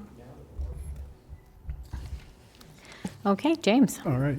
So now we'll hear from Ray with the Lord's Place. Okay, good morning. I was so excited the last time that my name is Raymond Morse, and I serve as the Vice President of Strategic Impact at the Lord's Place. I'm here today on behalf of our CEO, Christine Frederick, who unfortunately could not attend due to a family medical emergency, so she sends her apologies. First, I'd just like to thank the Board of County Commissioners for your continued support of our programming, as well as the Community Services Department for its leadership in strengthening our local homeless system. At the Lord's Place, we house approximately 300 people every day, and we provide comprehensive services to individuals and families experiencing homelessness. What is remarkable is that Palm Beach County is a partner at nearly every stage of that journey. And to Commissioner Marino's point, we have many other partners as well. When somebody is living unsheltered in a tent or a car, county-supported initiatives allow our street outreach team to engage them, build trust with them, and connect them to recovery, housing, and other critical services. And that program is offered not just with county support, but also with many other private funders as well. We recently secured a grant from a family foundation to expand our outreach program in the Glades, providing 2 dedicated people to go out there and serve the Western community. When a client is ready to leave the street, county investments help support a range of housing options at our agency, including permanent supportive housing for those experiencing chronic homelessness, as well as transitional housing for people rebuilding their lives after incarceration, behavioral health challenges, illness, and other crises. In addition to county funding for our housing programs, we receive support from both the Town of Palm Beach United Way and United Way of Palm Beach County, as well as family foundations like the Jim Moran Foundation. We receive support from the Quantum Foundation and many others. One example of our partnership with the county and the Homeless Coalition is through our Scattered Site Supportive Housing Program. More than a decade ago, we housed only a handful of chronically homeless individuals through this program. However, with the support of the Homeless Coalition, which funded housing specialists at our agency to help identify affordable units, conduct inspections, and coordinate move-ins for our clients, we expanded that program from just 8 housing units to now today more than 80. Once an individual is housed at our agency, county partnerships help us address the barriers that caused or prolonged their homelessness. Through our care team, residents can access on-site psychiatric care, medication management, certified recovery support, and care coordination designed specifically for people who are homeless.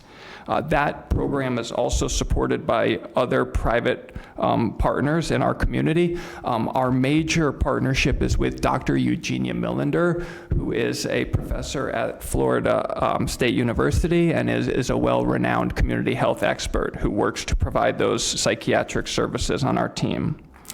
As our clients' stability increases, we focus on self-sufficiency. Through county-supported employment programs, we provide job training and employment services for individuals who access the county's housing resource centers. These services include Cafe Joshua, our culinary apprenticeship program, where participants develop cooking skills while preparing meals for others experiencing homelessness. We provide approximately 150 meals a day at our Cafe Joshua location 5 days a week. And through our partnership with the county during some cold weather weekends in the winter, we also expanded to the weekend. Our employment programs help our clients gain the skills, confidence, and income needed to maintain long-term employment. But we don't only rely on the county. When there was a need to expand our employment services to the Glades region, we applied for a grant to United Way of Palm Beach County, who funded one dedicated employment specialist specifically to serve that region. And they help people who are at Melissa's Place as well as others who are experiencing homelessness in the Glades region. I'll go to the next slide. Okay. Thank you. This graph shows our funding. Private contributions account for approximately 43% of our annual revenue. Of the roughly $7 million we receive from private sources, about $6.3 million comes from individual donors and foundations, while $700,000 comes from corporations and businesses.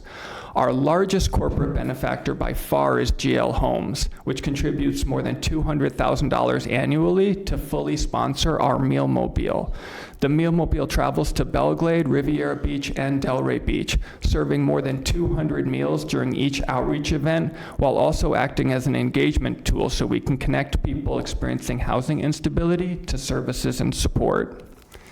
We also generate support revenue through special events, including the Ending Homelessness Breakfast and the March to End Homelessness. Many on the commission have attended those events, and we thank you for that.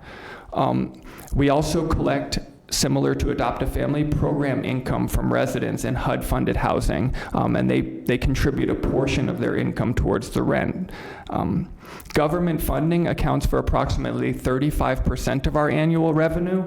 Of the $5.7 million we receive from government sources, federal and state funding contributes $3.5 million, while Palm Beach County generously contributes $2.2 million. County funding represents 14% of our overall revenue, and it has an outsized impact on our ability to provide our services. We often refer to our county grants as our anchor funding because they provide a meaningful level of support over typically a multi-year period, which is relatively and increasingly uncommon in today's private funding environment. That stability strengthens our ability to attract other revenue. When foundations visit us and evaluate our grant requests, they routinely ask about sustainability and existing community support. County funding gives them the confidence that their investment is part of a stable and collaborative effort. County funding is also critical because it helps us satisfy HUD match requirements, allowing us to secure and maintain our continuum of care funding. Without that support, it would be much more difficult for us to take on additional HUD projects, such as our last 25 apartment unit expansion that addressed a pressing community need. Beyond direct funding, the county provides valuable partnership and technical support, whether through capacity building, client transportation resources, or continuous quality improvement initiatives, or annual monitoring, which is admittedly both a source of pleasure and pain. These efforts help strengthen our organization and improve outcomes. And then the next slide. This is not a very attractive slide of all of our housing programs and location. We wanted to share with you just the breadth of our housing programs and the populations we serve. We support individuals exiting incarceration, people living with serious mental illness, families with children, couples, and single adults. Across every program, our mission is to instill hope and to transform lives. And thank you for your time today. I have no lights, but I do have questions. Oh, Okay, yes. Vice Mayor Woodward. Sorry, same question. What's your budget? You gave us your revenues. What's your annual Yeah, budget? so I think a feat of financial wizardry, our revenue is exactly matching our expenses from that report. So it's 16.2 million. All right, thank you. You're welcome. And that is generally what you get annually?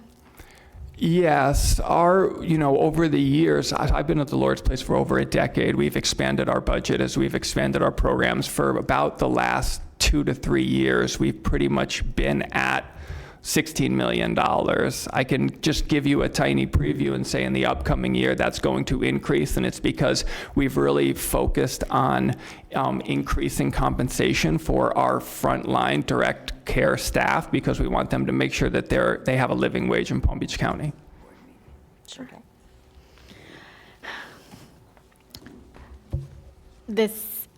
I did hear, sorry, your revenue and expenses are about the same every year? Yes. And what was it that you said you have generally make? Because there was a previous, and I can't think of her name to save my life right now, terrible names, that was at the Lord's Place who was absolutely amazing.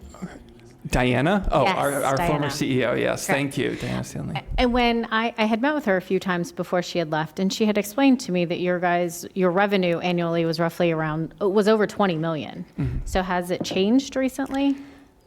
They have, I think that, I would have to get back to you because I'm not a financial analyst, but, I pulled the numbers from this report, from our last impact report that we shared. And same with Matt, we have all of our audits and our 990s available for scrutiny.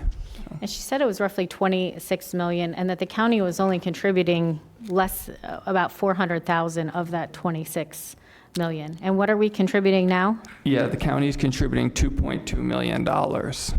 As of last year? Yes. And that also includes funding from the Department of Safety Justice Services. I forgot to touch on that, but they provide us with support for people exiting incarceration. So I guess I'm wondering which of those are ad valorem dollars. Dr. Green, do you know? So they are funded through our financially assisted agency. I can get you the exact amount. And so I think it is roughly around $2.2 million that we provide to them along with public safety. That's what I'm saying. If public safety is a different pot of dollars, different fund. Mm-hmm. A lot of it's passed through from state dollars for our reentry program. Gotcha. I would say that our goal is always to end the year in the green because we want to have resources that we can use for sustainability. We have a lot of people who are very vulnerable who are in our care, and we commit many of them we house with private individual landlords in the community, and they sign a lease with them for a year. And so it's very important to us to be able to help them maintain their housing. And so sustain those extra resources, if we lose a grant, we can ensure that their care isn't interrupted by that. And let me be very clear, the Lord's Place and Adopt Family are some of my favorite organizations that help the homeless because you can see it, you have measurable outcomes, you can physically, there are people and dollars associated, and you do an amazing job. I was just a little concerned hearing that you used to bring in over 20 million and now only 16 million because I do know of the good work that you're absolutely getting done. Yes. Just so we're clear on that. I understand. Thank you. I don't have all of the specifics about the dynamics around the funding, but your point is very well taken. So thank you so much for all you do. You're welcome. Dr. Green, did you want to say something? No, I don't have anything else. Okay. Did you finish, Ray? Yes, thank you.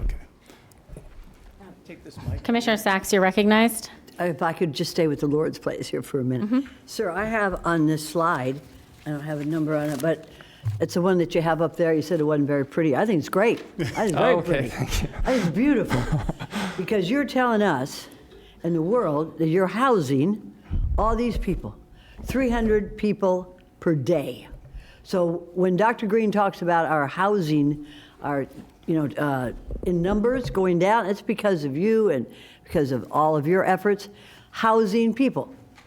All right, yeah, you're homeless, you get a house, you're not homeless anymore. Well, thank you. Right? Yeah. So, again, the same question I asked before. When you have, for example, graduate housing, supportive housing, sounds like a college campus or something. I mean, are these housing where they can also get their treatment? Yeah, so that's a great question. So one of the things that we observed just over the years is that, as we all know, there's a real lack of affordable housing. And so a lot of times we'll have clients who largely have been rehabilitated and they're ready to move away from our supportive housing, but there's nowhere for them to go. So this is a problem because then they can't graduate to the next step of their independence, and then a new person who's on the streets can't come in. So we actually developed our own network of about 30 graduate housing units where we can place those people, and it's kind of like a step down. So they'll go from having complete wraparound support and being in a highly supervised environment to then staying in their own, oftentimes shared dwelling where they'll pay a portion of their rent, still affordable, maybe $500 a month, and then they will live there. They'll have access to support and case management check-ins, but it won't be so intensive. And then after 2 years, the goal is them for eventually to move on to full self-sufficiency. That gives them a little extra runway to save and to have like a little emergency savings and for their first, last, and security. And then we can more efficiently serve somebody on the streets because we freed up their bed in our more intensive program. It's excellent. So you're providing housing as well as treatment, and then they graduate with maybe career source or some other way that they can get employment, and then they graduate and go on to affordable housing, workforce Yes. housing, and a job. And I would also mention that our graduate housing is not grant funded. So those are fundraising dollars that we use, and not only for the operations, things like utilities, but then we use our own in-house maintenance resources to maintain them. So they are resource intensive, but we feel like it's an important resource to offer the community. How long has the Lord's Place been operational, sir? We've been in operation since 1983, incorporated since 1983, and we started Right. serving the homeless in 1979. We've done an excellent job. Thank you. I like the fact that you have treatment, housing, and then jobs, job training, and then a graduate out of that process, and then that housing is provided for somebody else. Thank you, for all Commissioner. you do. Thank you, sir. Thank you. Thank you, Mayor. Thank you. I believe next we have Vita Nova. Yes.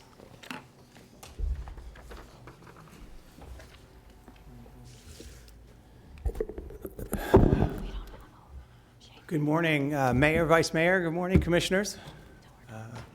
Administrator Abruzzo, good morning. Good morning to our champions in the crowd supporting us. Thank you for being here today. My name is Jeff DeMario. I'm the Chief Executive Officer for Vita Nova, and we occupy the youth homeless space. These are youth 18 to 25 years old. We're also part of the Homeless and Housing Alliance, which we're proud to represent that youth voice. And our mission is pretty simple. It's really to help young people reclaim their futures who are experiencing homelessness. We do it in one of three ways, or sometimes all three ways. We provide housing options, educational options, and employment options for youth to get back on their feet. We feel like this formula really speaks to getting back to self-sufficiency. It's really what every young adult needs as they're adulting, to have that support and nurturing community to get them there. Next slide, please. I love Commissioner Marino's point about partnerships and collaborations. Lord knows we can't do that alone or in isolation. So we work with a lot of people, and I'm sure I'm going to make some people mad by forgetting them today, so I apologize in advance. In terms of our services, we do more than just help homeless. We're not managing homelessness here. We're ending it, and we're ending it with solutions that look at the whole range of what youth do and need to do. It starts with outreach and intake. You know, we have a drop-in center right here in West Palm Beach. The Lost Tree Village Foundation has helped us decorate that, ongoing capital expenses, to make it kind of a fun environment for youth to occupy and get services. So we have to be welcoming from the outside in order for youth to want to come in. It's a low barrier drop-in center for youth to come in. And while they're there, they can receive assessments to figure out what's going on. It's like triaging the issue. Quantum Foundation has been heavily invested into this project, understanding that that first touch, that youth engagement, is super critical for our youth to kind of acclimate to us. I mean, let's face it, these are youth who have been let down by most adults in their life. And so when they see us, we instantly get stamped with, this person will let us down too. That assessment is so super critical, and it contributes to data for the county and also to our partnerships, many of who are at the dais or the table. Essential services, you know, we can't talk about essential services without mentioning the Junior League of the Palm Beaches, IBIS Country Club, the National Council for Jewish Women, the Admiral's Cove Foundation. You know, these are some of the groups that help us collect things that youth need so they can take a shower and get food pantry and find the dignity of coming into the building and being able to begin again. It's really hard when you know that you smell from being outside in that Florida heat to ask for help if you know that's one of the barriers. We defeat that with essential services at the drop-in center. Health and wellness, to Commissioner Sachs's point. Look, if you're from foster care or you've been one day outside, there's a trauma there. And that trauma is pervasive. It lasts your whole life. So part of the health and wellness services that we have at the drop-in center talk about mental health. We have our own therapists, and we contract with groups like FAU and the healthcare district to make sure that we can get medical needs and other mental health challenges addressed. You can't talk about helping youth without providing a supportive, nurturing environment, and that's our case management that goes along. We're partnered with Palm Beach Youth Services for employment readiness, so it's all in-house. We don't need to farm you out to the career source because we have it in-house. We've built the relationship with these youth. They've started to trust us. Now you can trust us with employment, just for example. We have our own GED center in the drop-in center, and that is in a partnership with the Palm Beach County School District. And that's important because a lot of the youth have had their education disrupted. And when you have your education disrupted, your employment becomes disrupted. We know the more initials you have after your name, maybe the higher your paycheck. At least that's how I hope it works. And so we know that getting youth through secondary and post-secondary leading to trade work is super important. We partner with ChildNet for independent living services. This is to keep foster youth out of the homeless world because they have their own track they can go through. And we're proud to support older foster youth in our work, up to 23 years old. And finally, housing. We have an array of housing, and that's how we met the Homeless Coalition and the team because they helped us with rental assistance for 1 year. But I'll tell you that 1 year was 100% impactful. 100% of those youth got rental assistance and launched into their lives. Next slide, please. We've seen our share of success, and I think a lot of this is because young people want to be successful. They don't want to wallow in not going to school or not having a job. Kids like iPhones and nice clothes, and so we use that to help them get jobs and get their education. We do a lot with our food pantry is Feeding South Florida, helps us provide food on a daily basis. You really can't talk to a teenager if they're hungry, and so that's where a lot of the assistance goes. We're part of the homeless system where we do intakes. A majority of the intakes are done for youth through Vita Nova. Unless they have a child, then they go to adopt a family. Education and employment, these are youth that are getting jobs. Last year, 200 youth got jobs, kept those jobs for over a year. We have a program called the Sleep Spot, because basically all you can do is sleep there, and we had over 550 bed nights. That's about 100 youth. Some youth go back multiple nights just to be safe. We have our supportive housing units, and then, as we mentioned before, we partnered with the Homeless Coalition to make sure that we got rental assistance. What I loved about that program is that You know, I think working with the Homeless Coalition was our way of saying one size doesn't fit all for youth. This was an idea to attack low acuity youth so that they could get first-class security, because who's going to pay that for them? And then with the job and with their success, they can launch on their own. And I love that we did that, and I hope we get a chance to do it again. Last slide. We get 8% of county's dollars, and we leverage that into a whole lot more. We're pretty good at grant writing, but I can't take all the credit. Someone in the room is here. Roseanne Hawk was mentioned before. Roseanne, wave real quick. That's Atlantic Development Associates, and they are phenomenal grant writers, and they work with us and team to land a lot of grants in town and out of town. And it makes up for a lion's share of how we leverage just 8% into 92%. I think those numbers speak for themselves. I don't need to overspeak them. And I just want to end by saying there's more space, there's more room for work here for homeless youth. We're going to be excited about a new partnership with the Criminal Justice Commission. I understand they're in the room, and I'm so grateful that we have rekindled a new relationship with them to figure out how we can join aside them in their work.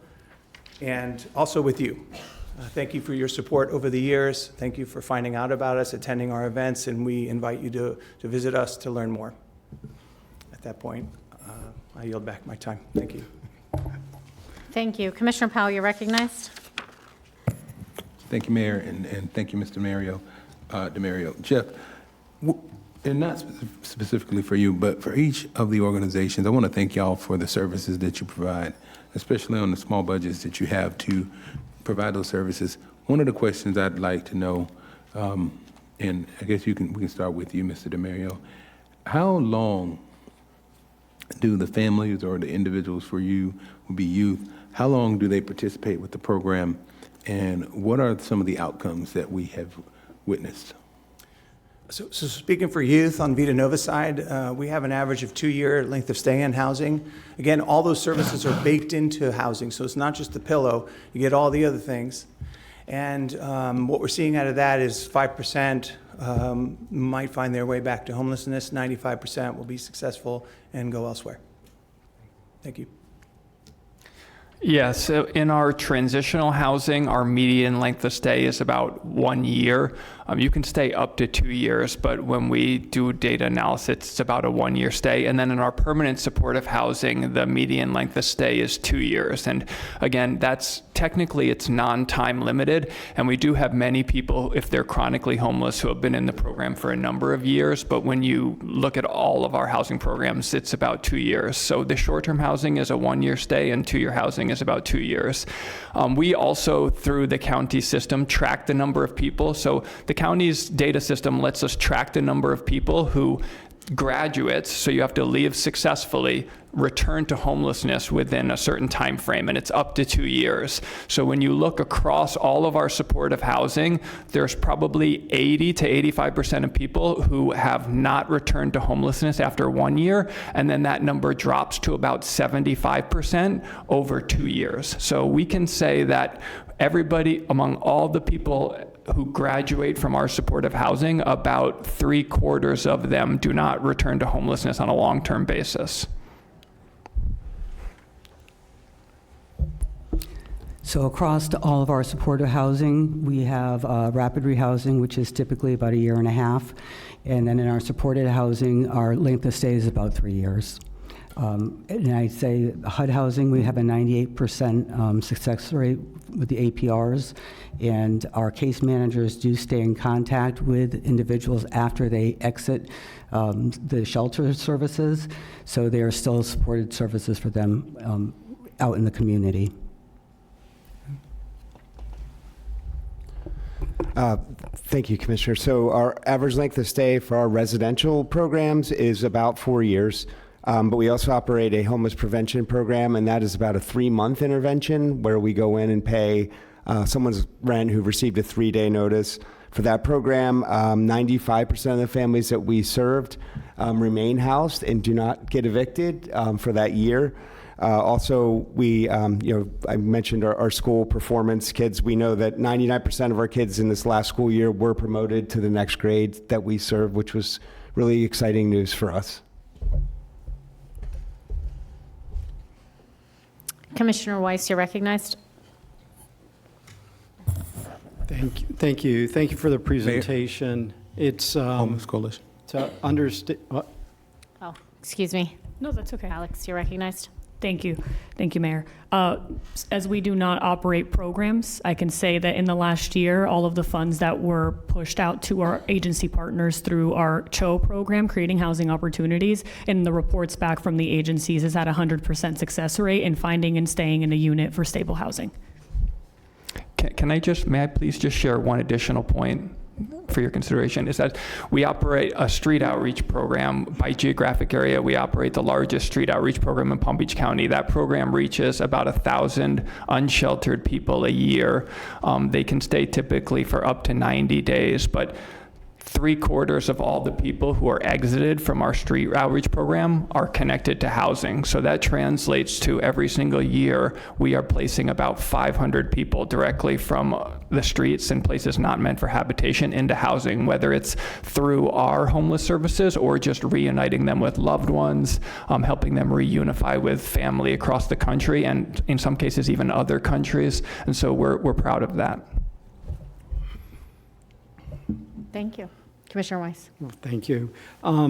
First off, thank you all for the presentations, and thank you all for the work that you do for our community. I mean, it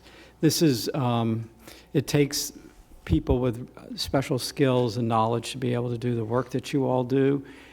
We have some amazing staff, I know, that work with you all, but it's really the work that happens on the ground that you all are doing that makes a huge difference in our community in helping both keep people from becoming homeless, but also, if that does happen, to getting them back and able to take care of themselves.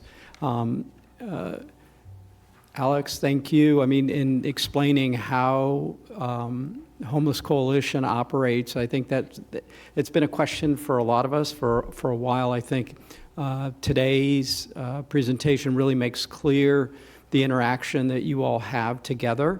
And so I think, you've helped really help define how you all work together. And that is an amazing thing to see, all these agencies. In a way, you're competitors in the fundraising side, but that you collaborate and work together to ensure the success of the people. And that's really, at the end of the day, most important. I'll just leave with one question, and that would be, what else can we do, and what can we do to be better at trying to solve this problem? You want me? I think part of what we're looking to do is to leverage technology in a different way. We're already utilizing GIS to track our interactions with the homeless outreach team. But we believe there are things that we can do with the homeless individuals themselves in terms of accessing technology and using that to our benefit. So that's certainly one thing. Another thing that we're hoping to do is to build infrastructure to be able to generate other streams of income. Some of the services that we provide to those who are unsheltered may be billable to Medicaid and other insurance companies. And so we're developing some infrastructure to do that and to hopefully generate other streams of revenue that will mitigate the impact from these federal and state cuts that may be coming. I would also add, to continue the work that is being done, like through housing and economic development, because we need to have housing for these people to move into. And that, I think they've all shared that that's one of the barriers, that if they can't move out of what they're providing if there isn't affordable housing options. So it is a collaboration even with other county departments and the developers in the community, so that the people that are being served can move to the next step and we can get other people into the units they have available. Absolutely. That is, I want to emphasize that because that's really key. Some of the units that are produced from, say, the housing bond or other developments may be appropriate for those who we've stabilized in transitional housing. Now that they're working, we can move them into those units.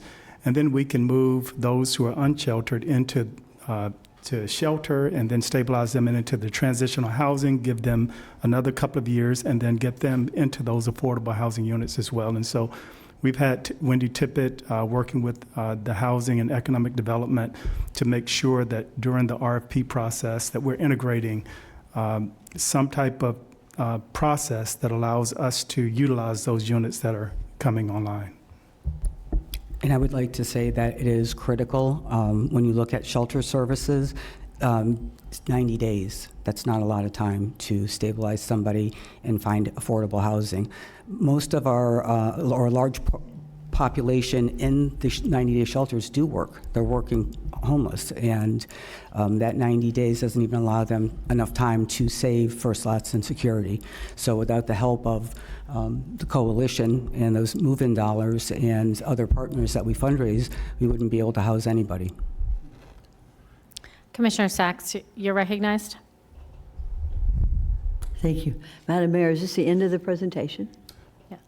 I do want to mention, through the mayor, very quickly, if that we do have other members of the Homeless and Housing Alliance who are in the audience. So the organizations providing homeless services is very broad and comprehensive in terms of number of organizations.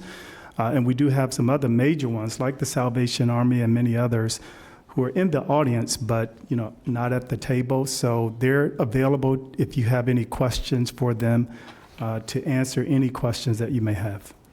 Thank you. If I may, Madam Mayor, to the gentleman from Vita Nova, you handle youth, but that's 18 to 25. That's sort of like youth coming out, growing out of foster homes. Is that correct, sir? And you do a good job. Thank you.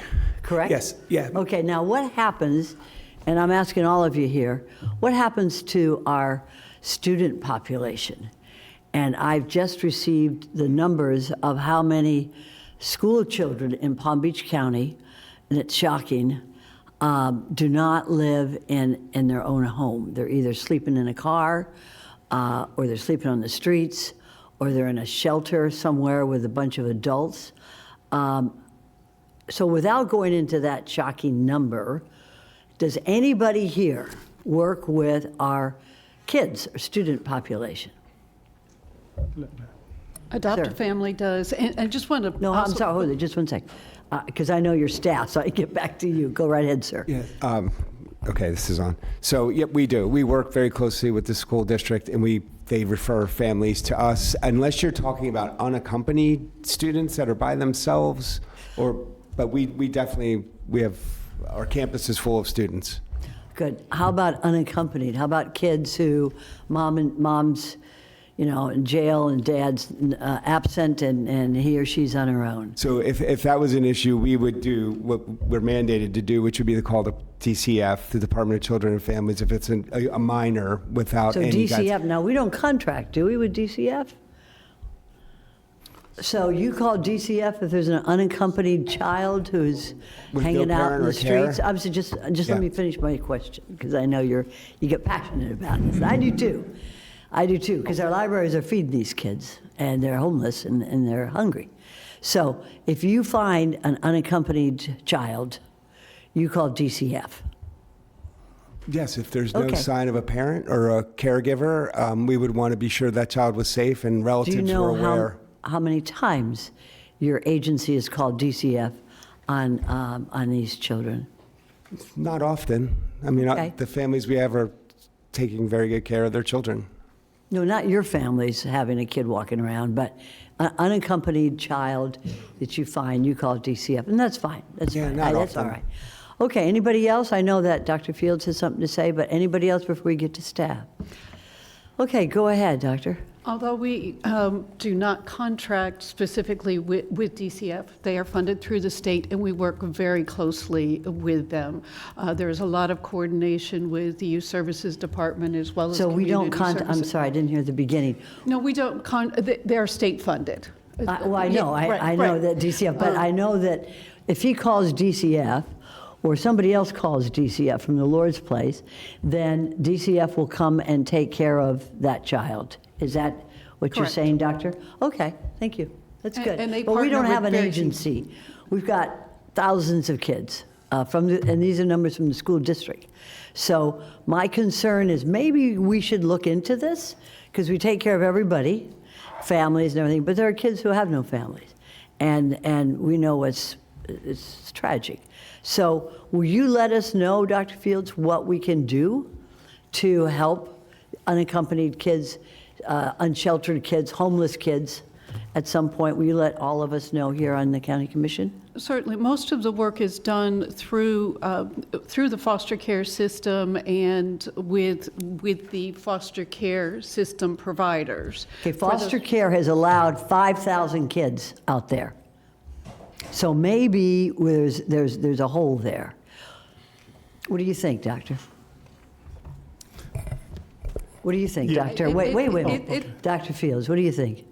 Is the system perfect? Absolutely not. Okay, how can we help the system for these kids? Through the continued partnerships that are here at the table and with other agencies. It was wonderful what my colleague Marino, Commissioner Marino said. Do we have a partnership here? And Dr. Fields, would you let us know that partnership that will take care of these unaccompanied children? Will you let me know? Yes. And let us all know? And the main one is ChildNet, who is the No, contracted just let us, provider. is it ChildNet? Is ChildNet. ChildNet here today? Can ChildNet tell us today, operates under your supervision or your purview, or not? No, No, I know under the ChildNet. state No, they purview. don't. Okay, state program. Will you let us know what cooperation we're doing for these kids? Certainly. Thank you, appreciate it. Thank you, Madam Mayor. Thank you. Commissioner Marino. Thank you. Place of Hope is one of those local agencies that takes the kids that are under the age of 18, and they're all over the county. Good. And is Place of Hope here? I'm looking for a solution. No, what we did here today was more of a broader grouping, not a really drilled down to, there are 7,000 nonprofits in the county. I can't tell you how many of those deal with homeless or on the verge of. But I think what we brought together here were the larger agencies and partners of the county, if I'm not mistaken. And I think that's what we were trying to do here today, was show that even though they have, I went through your presentations, and roughly their budgets combined are over $50 million. That's $50 million the county doesn't have to come up with, even though we probably fund 10% of that, maybe $5 million from the county in different ways, some from the Homeless Coalition. James, you can be more specific with other dollars, but this is a $50 million impact here sitting in front of us today. And there are plenty more of these organizations that are smaller, that are helping in smaller communities like Place of Hope. But it's important to know that there are partnerships. That's why we brought you here today. Commissioner Sachs, I hope that helps answer your question about other agencies. They're just not at the table today, but they are out there. So I do want to say thank you to all of you for being here. I do want to mention that we have, Ezra, you're in the room. I have to do a shout out. We have what's called the WARM Conference on June 30th, which is Weather Action Response Mission from 8:30 to 1 at Palm Beach State College at the Lake Worth campus. It is to help this particular group find out information about when it's really too hot, where can you go if you're homeless. So thank you for helping put that together. I look forward to seeing you there. And Mayor, if you don't mind, if I apologize, I have to leave. Thank you for all coming together today. Thank you. Commissioner Powell, you're recognized. Thank you, Madam Mayor. Dr. Green, one of the things that you pointed out earlier in the presentation was, before I do that, Commissioner Moreno made a good point with regard to, and Commissioner Sachs with regard to homeless youth. One of the questions I had with regard to homeless youth is, there used to be, I don't know if it was, I don't want to say the agency, but they would give pictures to, when I was in the legislature, legislators to put on your wall for kids who were available for adoption. Do we still have those options? Because that may be something that we could utilize as commissioners here. We could place pictures in our office when people come in. They may see kids that are homeless and decide to adopt them, because I do know that once children reach a certain age, it becomes more difficult for them to adopt out of the system. Does anyone know about that organization? It's probably ChildNet. They thought it was oversee ChildNet. that process, and we're happy to do a follow-up and make sure that if that program still exists, that they can share it with the commissioners. Okay. Can I interrupt?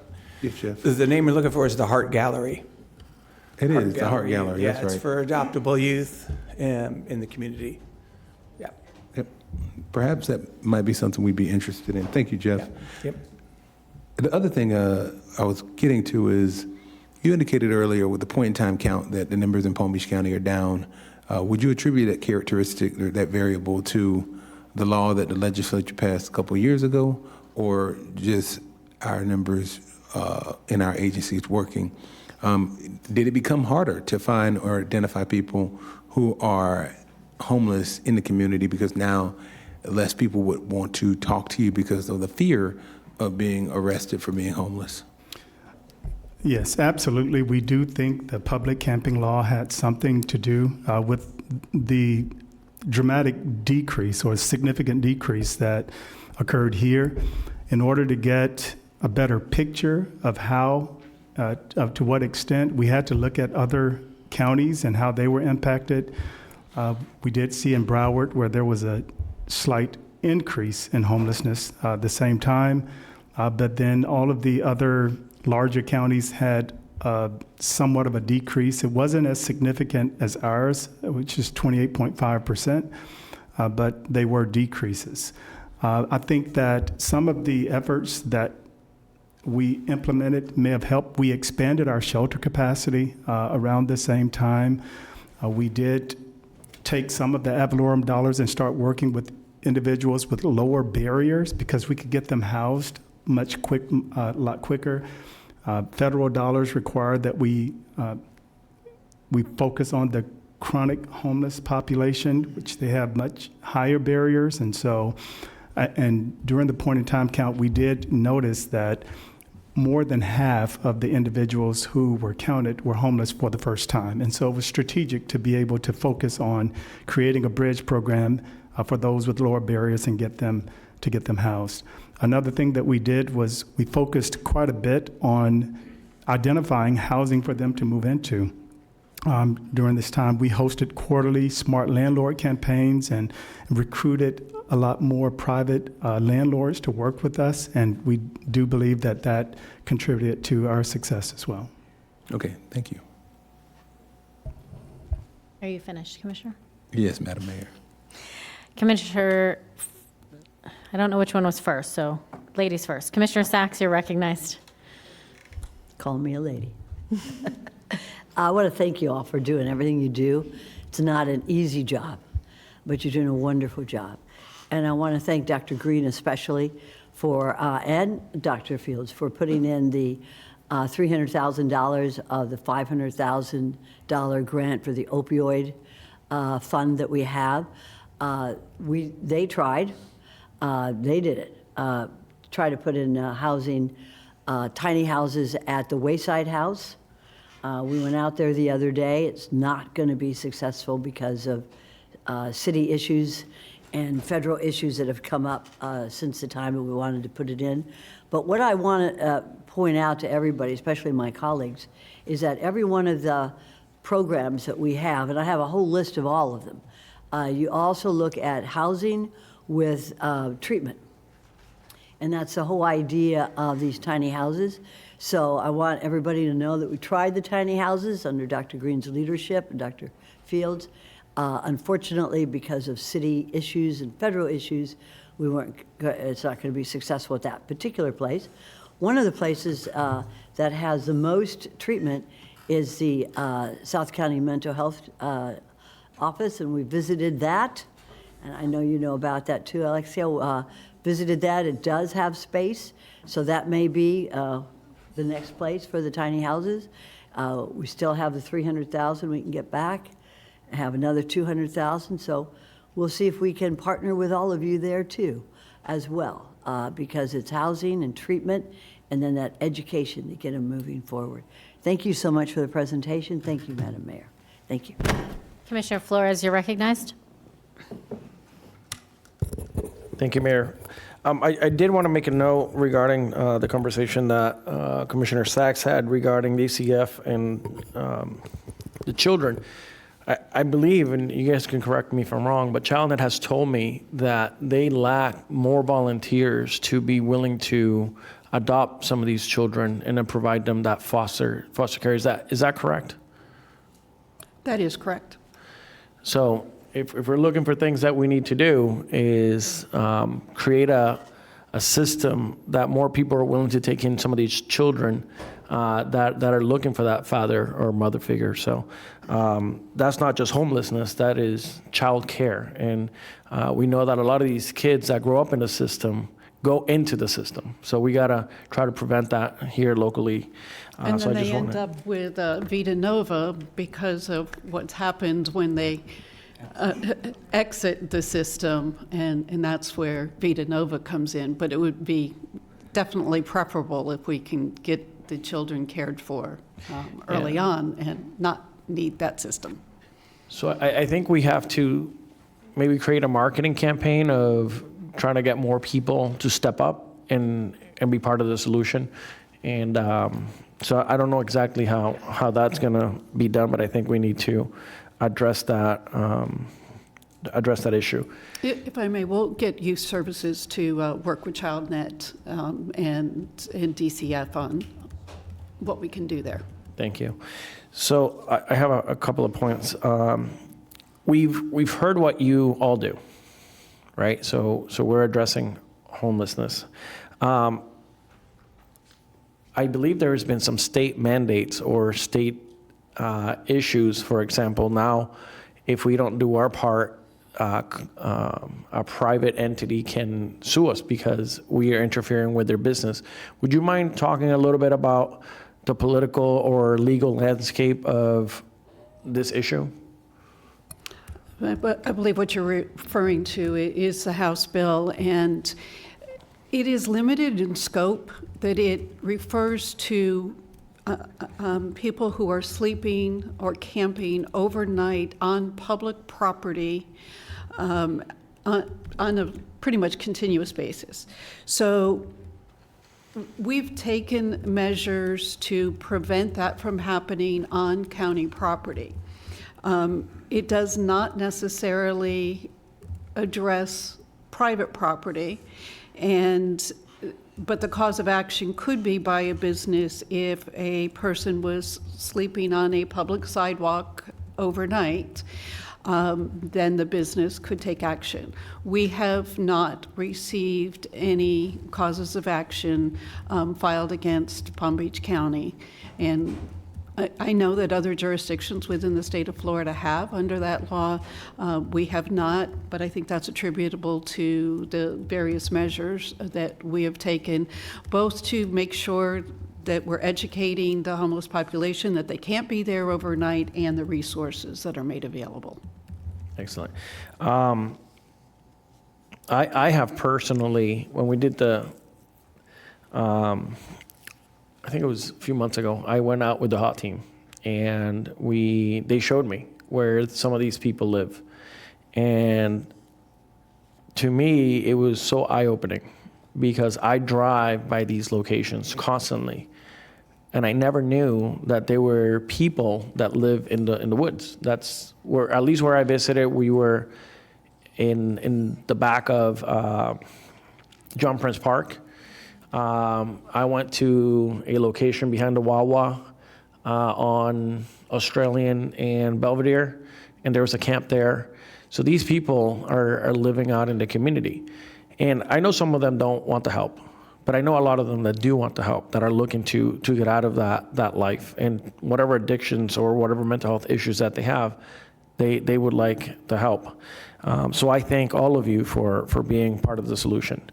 And I see our dollars as an investment, because by us being able to give you some dollars, you're able to multiply that far beyond what we could afford. So I see you guys as a partner in this. One of the things that I haven't really heard much about this is the trends and the data.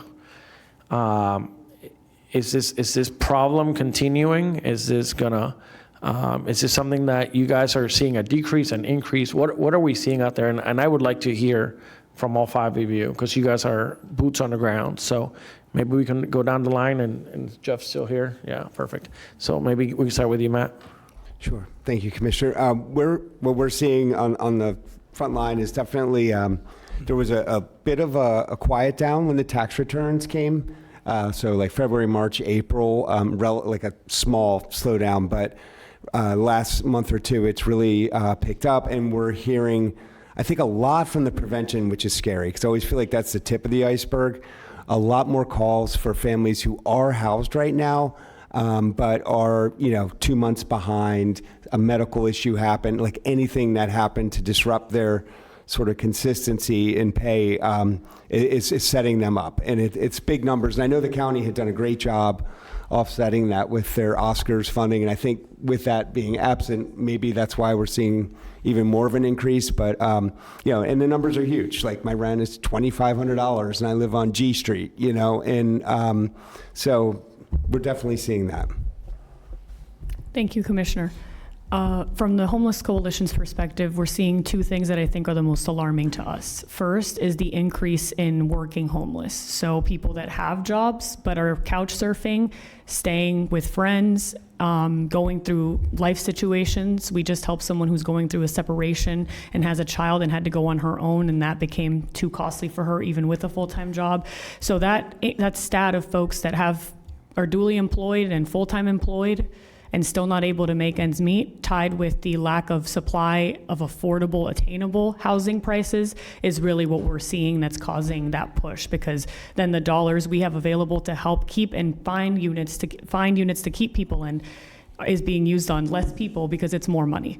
So I think those 2 stats are what we're seeing continue to make us concerned, because our goal is to get people at that easiest level and point of access to avoid them going down the rabbit hole of what homelessness causes. And when we're seeing folks in that space continue to increase based on these factors, we're concerned. So while we don't have the pick count this year, I would say the problem is getting worse, and there is a need for more support. Thank you. We've definitely seen a large increase in our prevention program. So we run the senior homeless prevention, which is, I would say we've touched about 500 people so far this year, seniors that are on fixed income, and they have one catastrophic event, a car repair, an HOA assessment, and they can't afford to pay their rent and buy food and medicine. So we do a couple of different things. We have the senior homeless prevention program through the county. We also work with other nonprofits. So if we have a senior that comes to us and they have $5,000 or $6,000 arrears, the county allows us to use about $1,800. So we'll partner with other agencies like Catholic Charities or other nonprofits to piece together different pots of money to keep them housed, because to Alexandria's point, it is so much more expensive once they become homeless to get them back into housing. And then on the just-in-time, we have seen a large increase, and we also see a large increase of homeless coming to walking up to the shelters without, going through the normal process. But I have not seen a decrease in last year. I think we case managed 834 people that were homeless that came to our building, and we were able to house 230 through the DCF Challenge Grant, but that hasn't gone away. They still come to the building looking for assistance. May I have our director of Homeless Street Outreach speak? Because he's actually out in the community and he sees people living in the types of places you mentioned. So this is Joey Nieves. Morning. How's everybody doing? My name's Joey Nieves. I'm the director of Homeless Outreach at the Lord's Place. So the trends that I see lately are newly homeless individuals. These are individuals that have never been homeless before, and we all go by a prioritization system to place people into shelters. These people will never get into the shelter because their scores are so low, and they may have had a medical emergency or their rent was raised so high that they couldn't afford it anymore. So those are the people that are very difficult to place because they may have minimal income or no income, right? So I think that's a gap in services right there. We do have low acuity and no acuity programs in Palm Beach County, and that's helping some of these people, but we need more resources for that. Also, families.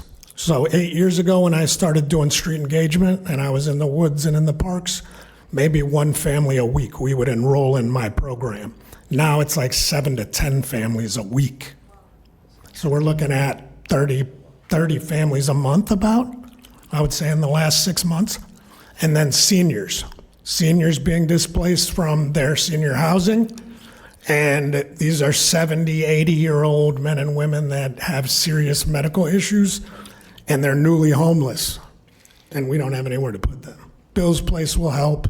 We're going to open Bill's Place, I think, next month or maybe within the next few months, but that's only 15 beds. So we need more help with that, too. Mr. Nieves, I think you touched on something that I've been looking at. It's the scoring system of how we prioritize some of these individuals.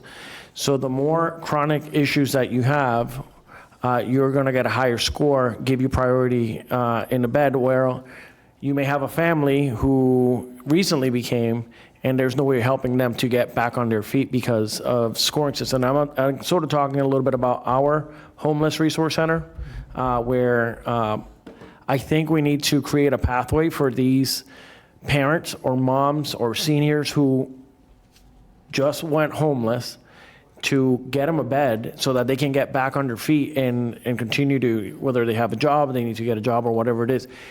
Because what I hear is, and I hear this from the community, that we may give somebody 2 or 3 opportunities before a new person comes into the system. And I understand that if they go into the homeless resource center, maybe they can't go back after a year or 6 months. What's the time period there, Mr. No, Green? that's not true. So there's like a 3-prong scoring system for individuals. It's their length of time homeless, it's their special populations, and then that's how they prioritize them for housing, right?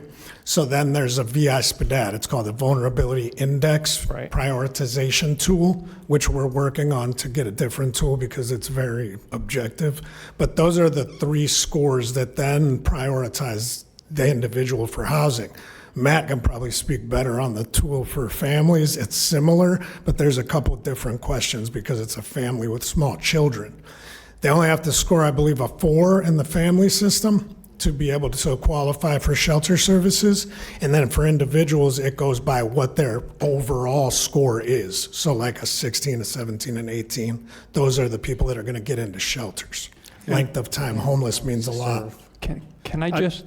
I do want to mention that the no acuity, low acuity program that he mentioned that's not sufficient is the Bridge program, where we took ad valorem dollars and worked with those with lower barriers, but it's limited. We have limited funds to help those individuals as well. So if there was a way to expand that pilot program, then we could serve more of the population that Joey is mentioning. And so we have the infrastructure, we just don't have the resources. And do we use the same system as they do, the scoring system? We take those who are scoring low, and they have lower barriers, and we go ahead and use ad valorem dollars to house them because HUD funding requires, at least it used to, that's about to change now, but it requires that you serve the more chronically homeless individuals first. So we use ad valorem dollars to bridge that gap. But it's limited, it's a pilot, and we're willing to expand it if we have the resources. And we are also running a low acuity program in conjunction with funded by GL Homes and Bank of America.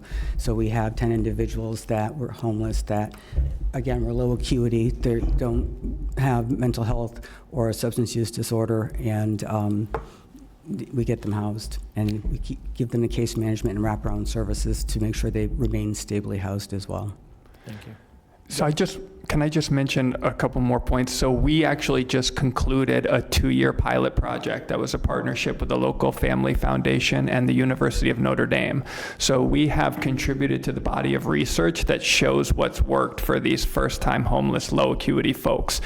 Throughout the 2 years, we actually served 200 people, and we were able to place many of them directly into housing without ever having to go through our shelter program. So we have the model that works. The funding has sunsetted because it was a time-limited pilot, and we're actively searching for additional money. We're actually incorporating that service into our larger street outreach program, and we just plan to offer it on an ongoing basis because it can be expensive to resolve somebody's homelessness, like on a per-client basis, but we know that it's effective and it's ultimately cheaper than a shelter stay. And so that's the first thing. And then I just wanted to mention, to address senior homelessness, we are in the midst of launching Bill's Place, which is a new supportive housing campus for 15 men ages 55 and older.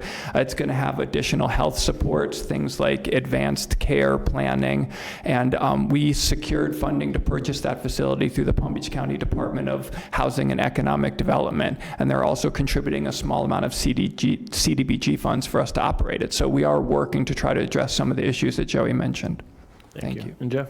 Yes, just to talk about whether the numbers are increasing or decreasing on the youth side, I would say the numbers are going up, and I think primarily it has to do with the two definitions of homelessness that are in effect. One is HUD's definition, and one is McKinney-Vento's definition. The McKinney-Vento definition includes youth that are doubled up, sleeping in couches or in people's houses, whereas HUD does not. So what we're seeing on the youth side is that youth who are doubled up, sleeping on a friend's parent's couch, is eventually put outside, and then they cross into the other definition for HUD, which is literally homeless outside. And so the number, that disparity has to do with a little bit of that, those definitions and which one the youth falls under. The second thing I'll say is that the rent in this town is like a bad game of musical chairs. You know, when the music stops, it's whoever can afford the place gets it, right? This is so bad that Vita Nova has started its own we're building our own 12-unit facility where it's not only 50% of AMI, but also price fixed to 30% of your income. So we got both of those things happening at the same time. You might find one, but not the other. And so that's an effort to kind of help with housing so that there's always a seat for a youth who's looking to get their own place. Thank you. My last point, you said, Mr. Green, earlier that we invest $20 million, slide 7, Yes, correct? Around 21 million. 20 million. How much of that 20 million goes into our own homeless resource centers? About 12 million supports the homeless resource centers. Say that again? About 12. 12 million? Yes. So out of that 12 is our own run county programs. And I do want to mention that prevention is included in that. And so we have about 3 million in prevention dollars, which serves a lot of the McKinney-Vento families that was just mentioned. So it is important to mention that as well. And in our senior centers, is that also rolled into that? No. Because, you know, when we talk about prevention, I think our senior centers, and I see Natalie over here, they play, right now they're playing a crucial role in making sure that our seniors are fed. I have a senior center in my district. I've also seen the work that Green Acres does with their senior program, which, by the way, they get funding from the county. And these people, if they did not have a place to have a warm meal, they probably would not have a warm meal because they're simply having to prioritize their rent and all the bills. And we've seen what happened with the state, with the condos and the inspections, and we've seen condo fees go through the roof because now they have to, I believe, put $1 million into reserves, and now they have to do inspections every few years, and they have to address whatever needs are. And that's public safety, and I understand it, but a lot of people in my district have had to, you know, basically choose to pay those HOA fees overeating. So it's pretty sad.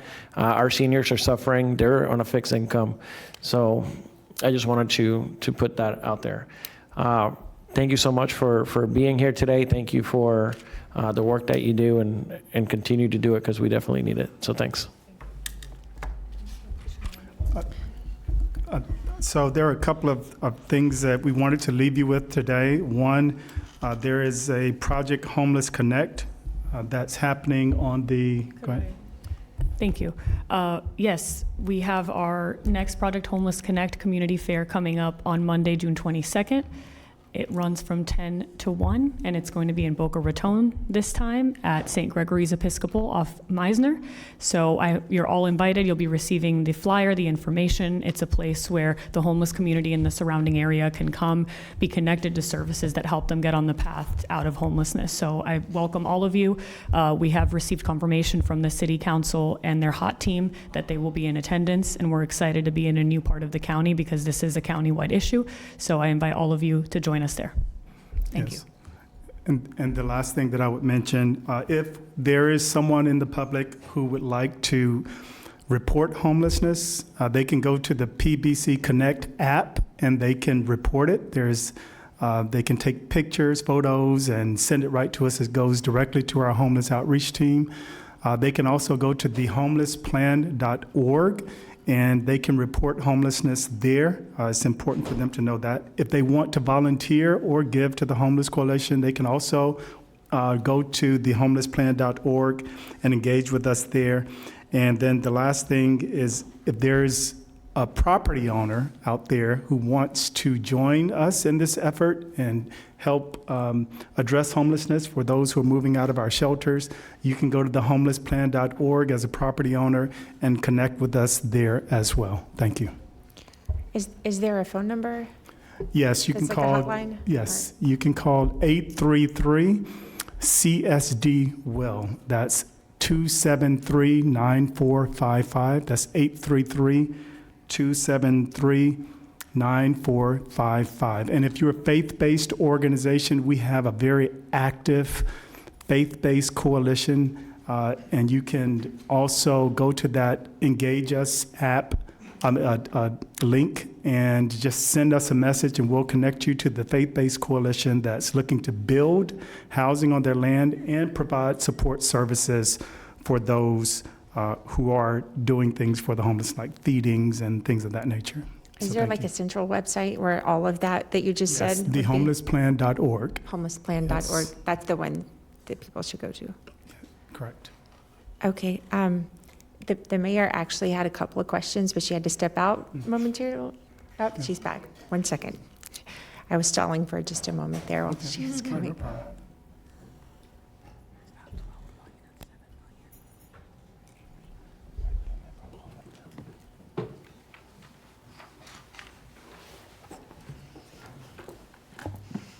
Hi.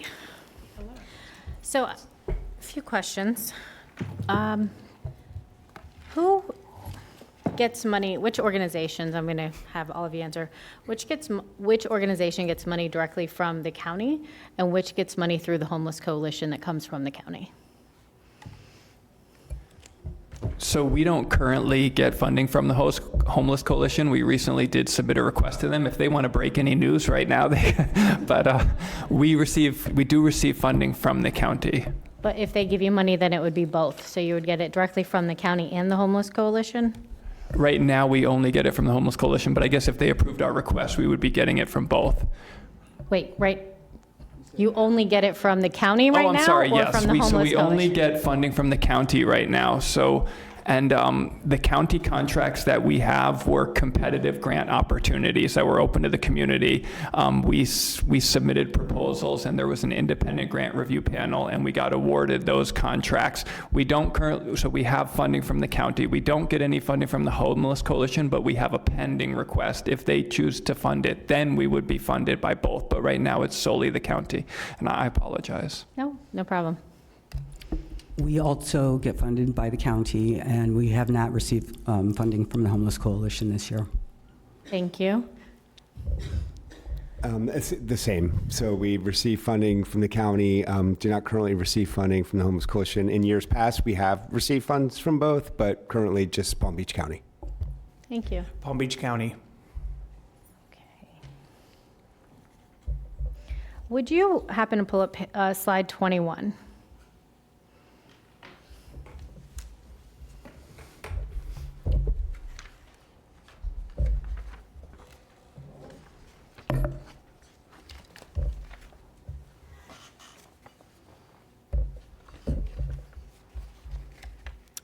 Under that number in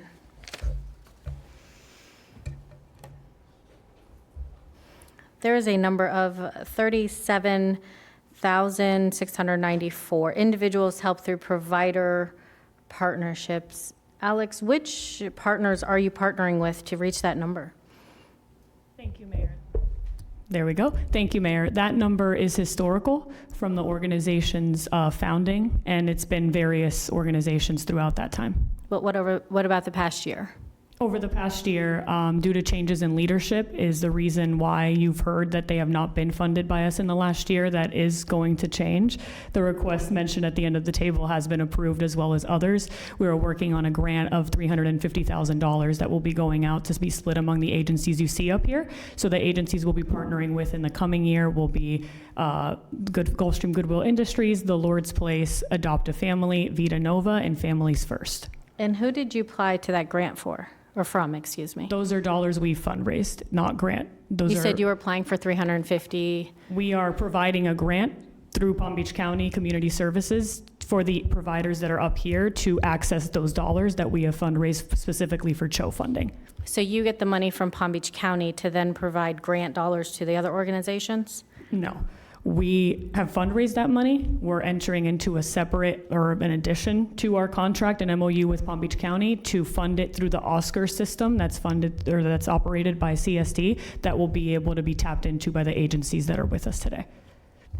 But ultimately, where does the money come from? Our private fundraising efforts. So the private fundraising, business, and corporate relationships. The money that we receive from the county is $150,000, and it's restricted to staffing. And how many staff members do you have? Two. And how much do they each make? I make $148,000 a year, and our part-time assistant is an hourly assistant who receives pay based on the hours she works that week at a rate of $25 an hour. And you receive $150,000 from the county? Correct. Annually, which is restricted to hiring an executive director and a part-time assistant. So none of that money passes through to the agencies.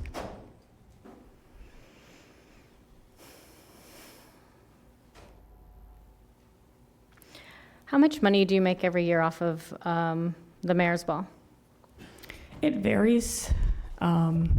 Historically, we can add it up to about $3 million. But last year's ball brought in about $300,000.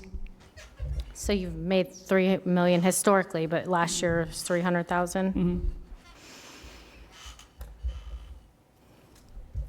And then those dollars would get divvied up between the organizations, potentially, if they applied for those dollars through you? Correct. That's typically how it's worked, and the organization has undergone some programmatic changes, as in not operating programs at the Lewis Center anymore or the Breaking Bread, Breaking Barriers, but funds used to go to those programs, and now we're really focused on the housing dollars. The CHO program is where those are going to focus.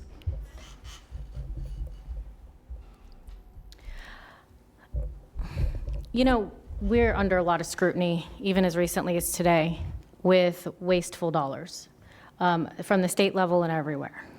And I have been saying, and not just homeless, any homeless coalition, I've said it, even when it comes to construction jobs and so on, that pass-throughs are wasteful spending.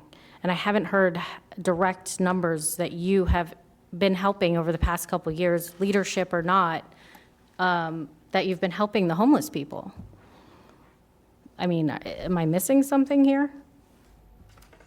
I don't Because you haven't been able to give out, you said due to leadership, any money. For the past year. Just for the In the past, they've been extremely helpful in assisting, especially shelter guests moving out of shelter for first, last, and security. So over the last 5 years, $515,000 was received from the Homeless Coalition to assist homeless individuals exiting shelter with first, last, and security. I mean, to have a company to then give, And I guess ultimately, the contract with the county gives the Homeless Coalition exclusive rights, right, for fundraising for the mayor's ball. And it is one of the reasons I haven't seen the direct help to homeless. I love the Lord's Place, Adopt a Family, doing amazing jobs and measurable outcomes. I have seen this as a waste of money. And, you know, even if we would like to continue the contract with the Homeless Coalition, which the board, if they would like to continue giving you $150,000 to pay your salary every year, I will support them. But what I would like is, because we do have other amazing organizations that I think do an amazing job, I would like the county attorney and to direct staff to bring back the contract and see if we want to open it up so that other organizations could potentially use the term the Palm Beach County Mayor's Ball. And that would be my ask. Is there anything that would prevent us from doing that, David? Well, the current contract is for 10 years until 2029. So, and it has a specific provision designated that function to the Homeless Coalition. So it would mean that we'd have to terminate that contract. That's the only way that you could, between now and 2029, end up having someone else designated with that responsibility. Well, could you bring it back to this board at a future date, please, for us to see what would be the outcome or ramifications of that? Because if another organization could use that, like the Lord's Place or like Adopt a Family, I mean, and they could use those dollars readily, we haven't had any outcomes for the past year. Is there a performance clause in this contract? There's not a performance clause. What there is a requirement for quarterly invoices to be submitted to community services, and in turn they disperse the funds according to that. Have we been getting quarterly invoices? Yes, we've been getting our invoices, sometimes more frequently, but yes. Okay, if you would please send a copy of those to my office. Okay, yes. We'll do. Or to all the commissioners' offices. All right. And that's it for my questions. And Madam Mayor, if I may, just to respond to a comment regarding there's been no outcomes over the last year, I would characterize it in this way. We have had activity throughout our Project Homeless Connect community fairs. We held 3 last year. We have pumped dollars back into different events at the request of Palm Beach County, including Smart Landlord workshops and invitations to join that program, the Forum on Homelessness that occurred in November.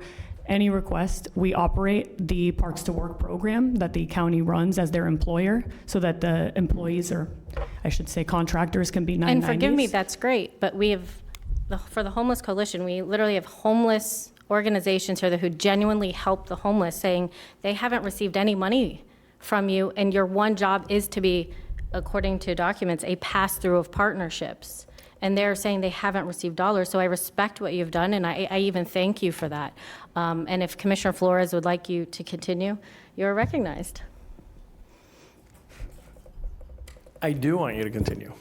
Thank you so much, Commissioner. You read my mind, Mayor. Thank you so much.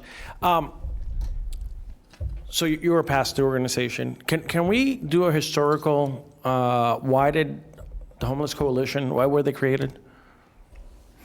Yes. So you want to give it, or you?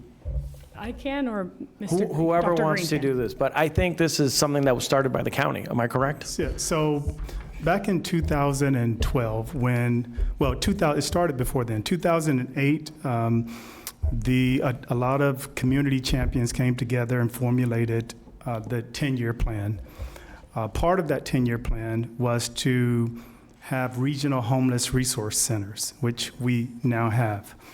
When we opened the first homeless resource center in 2012, there was a need to fundraise to help with the operations of the HRC.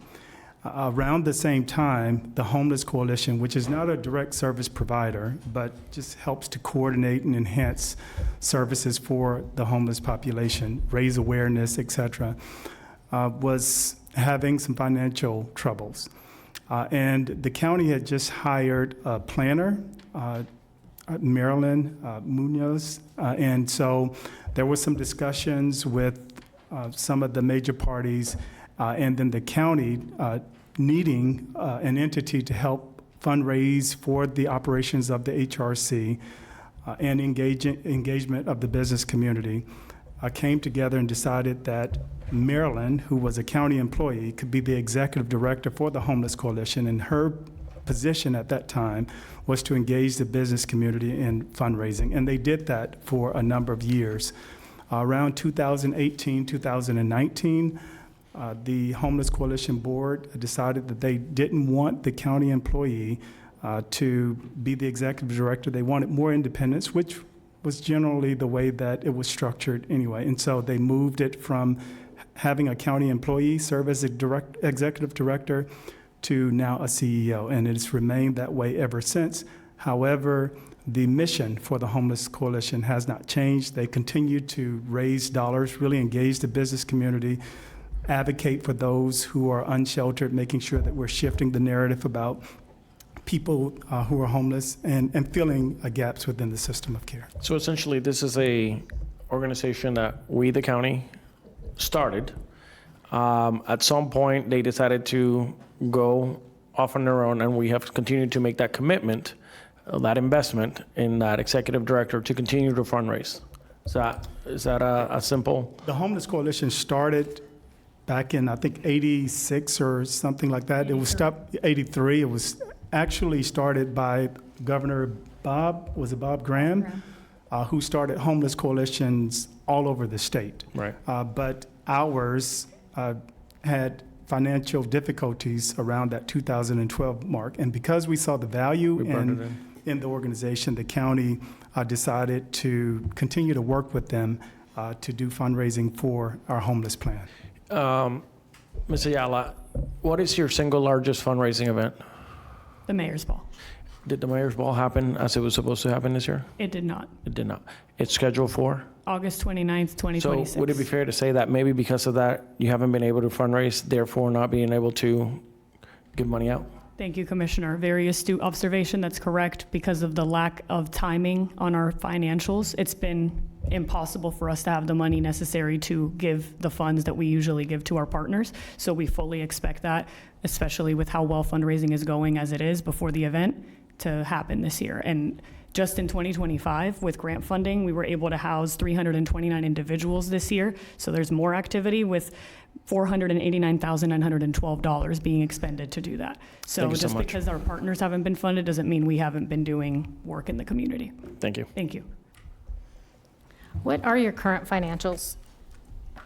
How much money do you guys have on hand?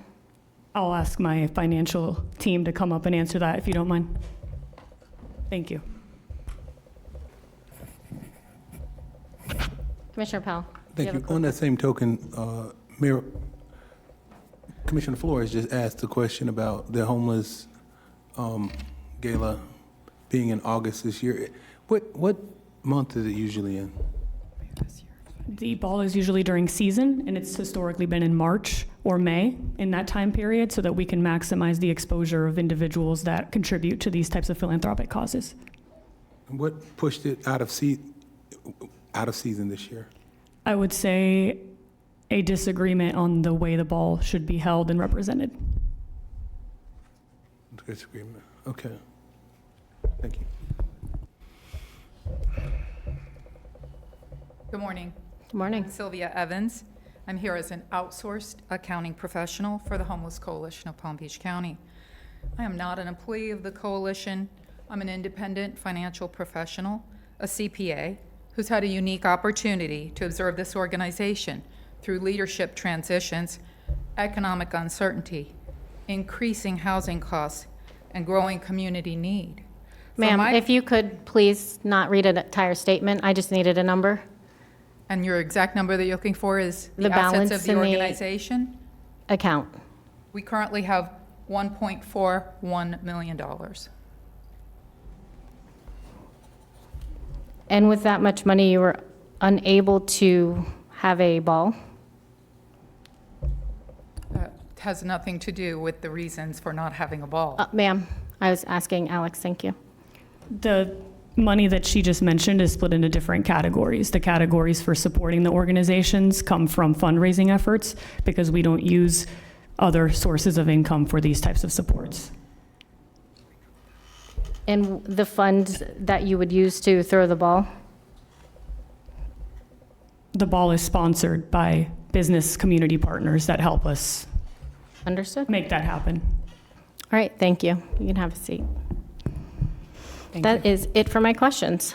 Does anyone else have any other questions? Thank you. Thank you, guys. Moving on to the next item. Thank you. Thank you.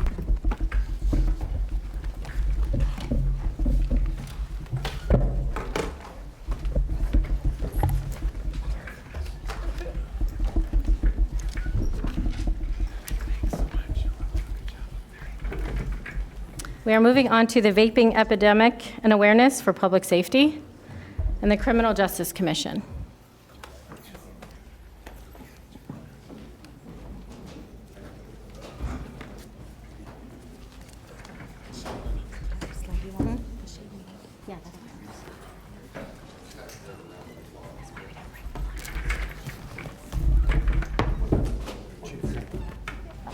Are you sitting?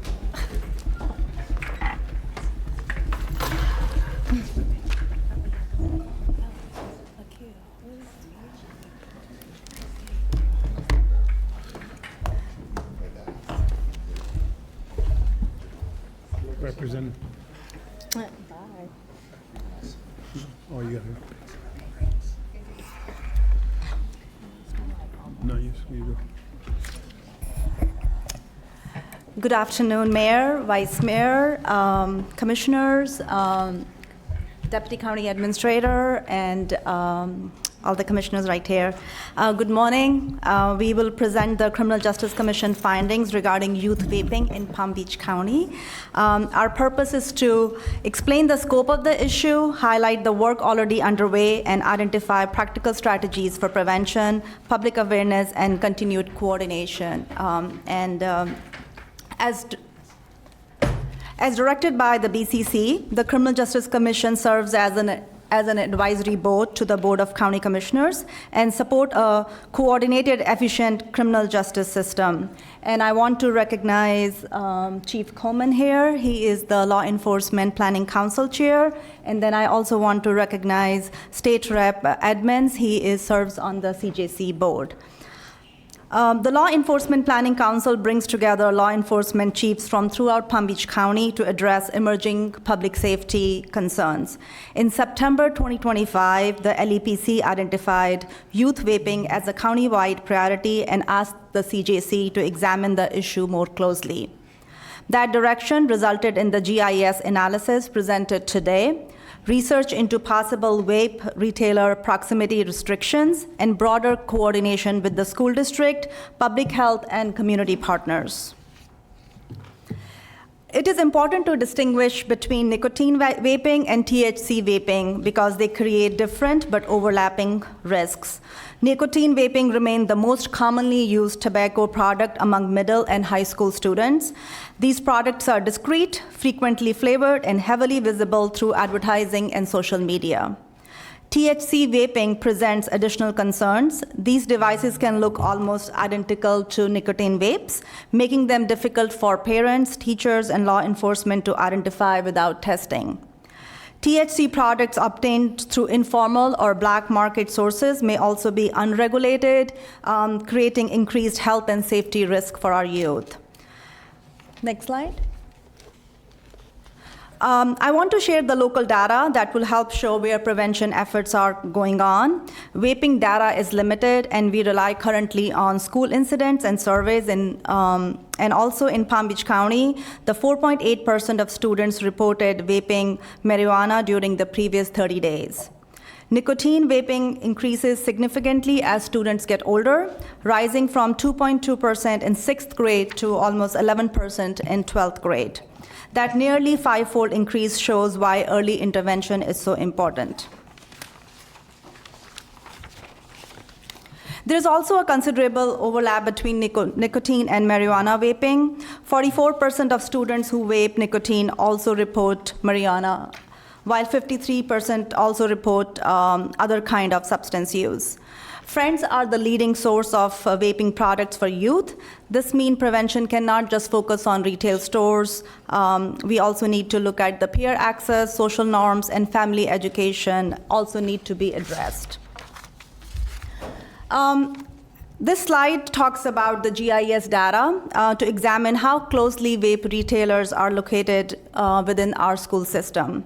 Within a 1 mile radius, the analysis identified 280 school pairings involving 120 unique stores and unique schools and 110 unique vape stores. Within a quarter mile, there were 18 pairings involving 14 schools and 16 vape stores. This slide is a little busy, but I wanted to show you the visual behind the proximity numbers. I have a GIS team back here, so if you are interested in looking at the heat map, we can definitely show that. This map shows the vape retailers and schools overlap in several areas throughout Palm Beach County. This is not limited to one municipality, one school, or one part of the county. Excuse me, one moment. Commissioner Flores, you're recognized. Taruna, you're describing vape retailers. Is that just dedicated retails to just vape, or are we talking like a gas station where they're selling vapes as well? It will include the gas stations as well if they have the license to sell the vape. Okay, thank you.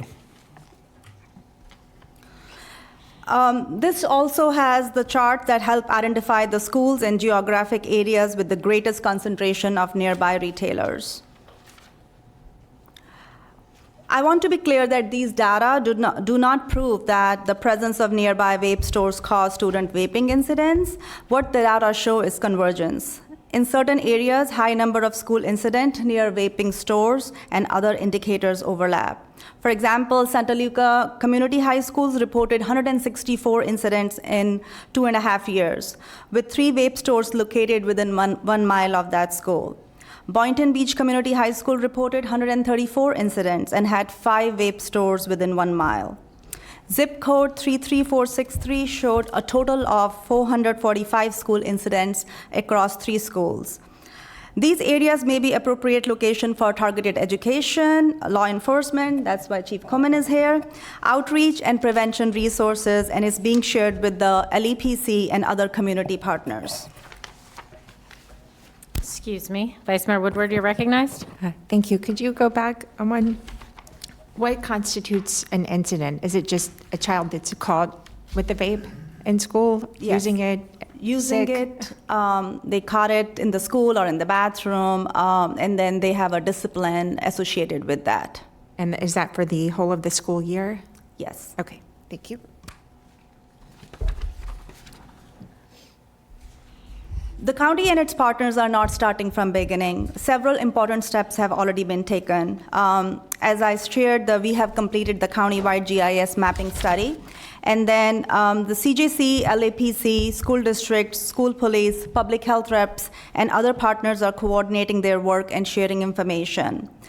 Community engagement has already begun through the Look I Made THC prevention campaign, which was launched in more than 80 schools. We have those posters that we can share with the board as well.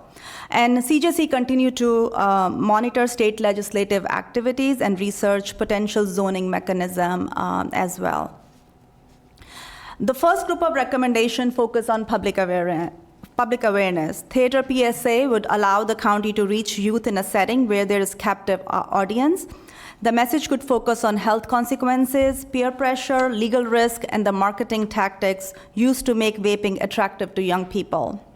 Community town halls would provide direct engagement with parents, educators, students, law enforcement, healthcare professionals, and other providers. And they also give the community an opportunity to review the local GIS findings and share what they are experiencing. We are also working with Channel 20 because Channel 20 offers a sustainable and relatively low-cost way to maintain countywide awareness. Programming is going to include short PSAs, expert interviews, student and parent information, and longer educational segments. And the goal is not a one-time campaign. This message needs to be sustained across multiple platforms. The second group of recommendation focuses on school, families, and targeted outreach. School board alignment is really critical because schools are seeing the issues directly.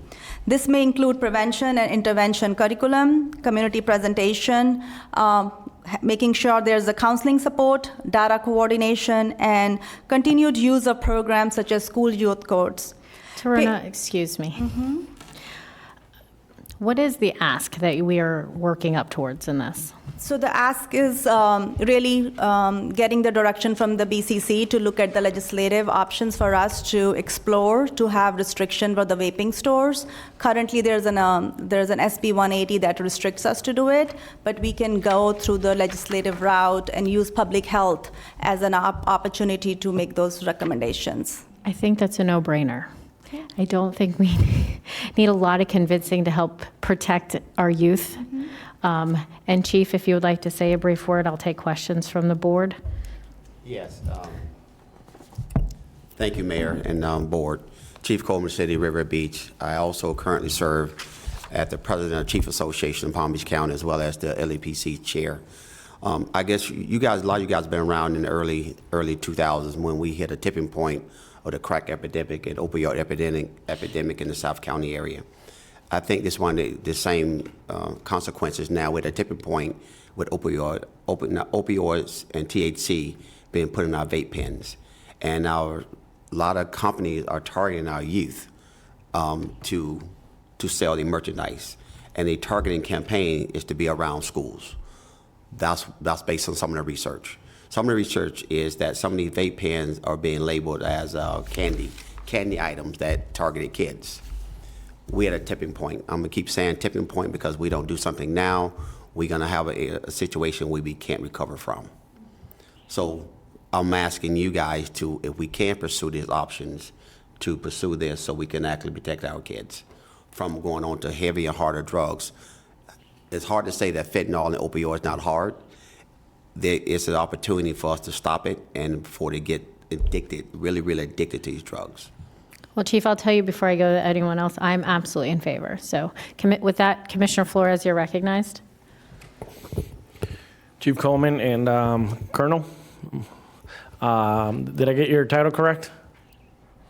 Major, sorry. What we're seeing is that these vape pens are being injected with other substances. Is that correct? What happens to a kid that gets caught with this inside of a school? I'm sorry, your question is what happens? To that child who gets caught with a vape pen, one, and two, with an illegal substance, weed or whatever else that they could probably be laced with. Well, the consequences are if they get caught with a vape pen that has THC oil in it, then they're looking at criminal charges. Excuse me, Major, is your mic on?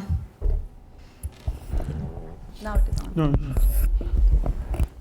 Sharing is caring. Thank you, Chief. Okay, back to your question. What happens to that child if they get caught with a vape pen on school campus?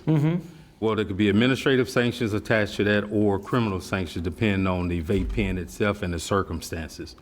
And would you say it's fair to say that some of these kids are the ones selling these devices to each other? Well, there's been occasions where you have a child on a school campus that would sell to another student on campus, and sometimes their kid is just in possession of it, not actually making a sale on campus. So it's different variables. Some kids are just caught with them in possession, and some kids are caught sometimes actually distributing or selling them to other kids on the campus. Yeah.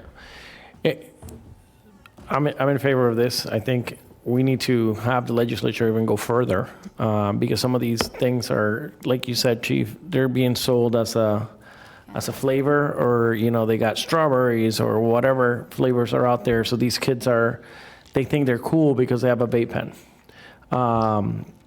They come in different sizes. They're electronic. They're trying to make it as cool and hip to have one of these things as they possibly can. And it's becoming an issue. I mean, can we go back to the statistics?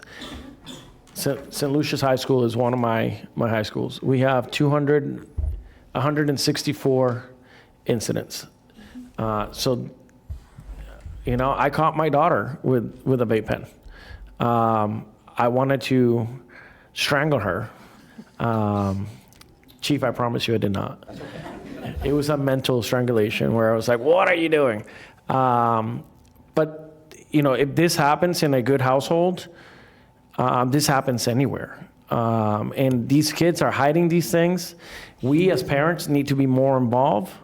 You know, you almost have to check their bags and every so often go into their rooms and do, you know, an inspection, because they hide this. I mean, these things are going to be small.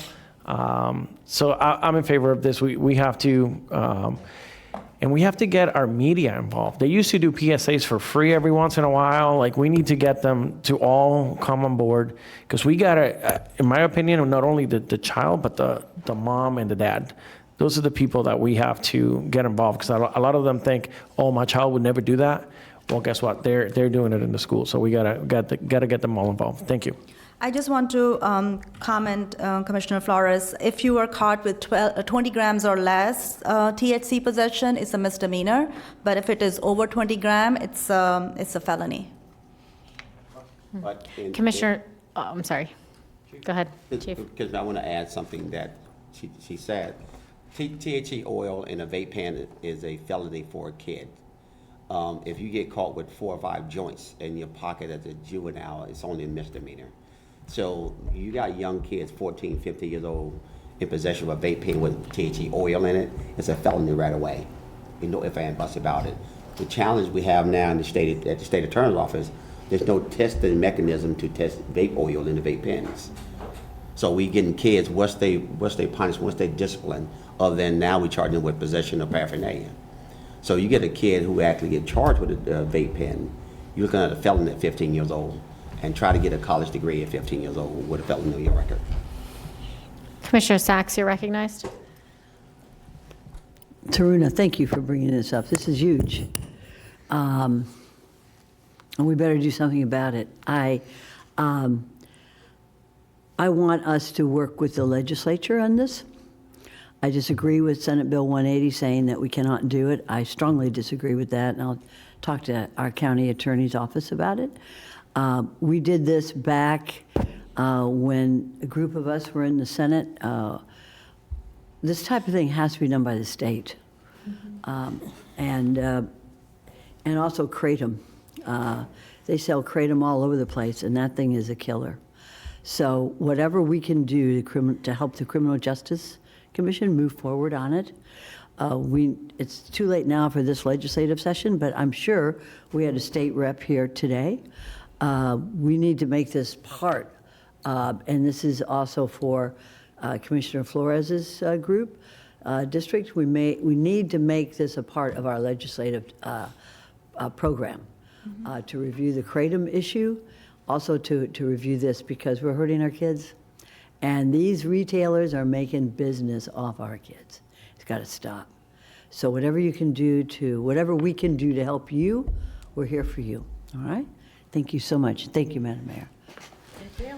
I just want to clarify, Jean Williams with the County Attorney's Office. I just want to clarify that SB 180 does restrict local government from enacting or implementing a more restrictive or burdensome land development regulation. However, it's in effect until October 1, 2027. So the Criminal Justice Division, along with our office, will be working with our zoning department to draft an ordinance. And currently, Hillsborough County does have an ordinance in place that restricts vaping. They were able to also amend their land development code.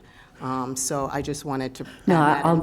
Thank you, Madam Mayor. I've got Senate Bill 180 in front of me, and I have it has to do with post-hurricane issues, okay? And I don't think we've had any hurricane issues with these retailers in the last couple of years. So let's move forward with the state.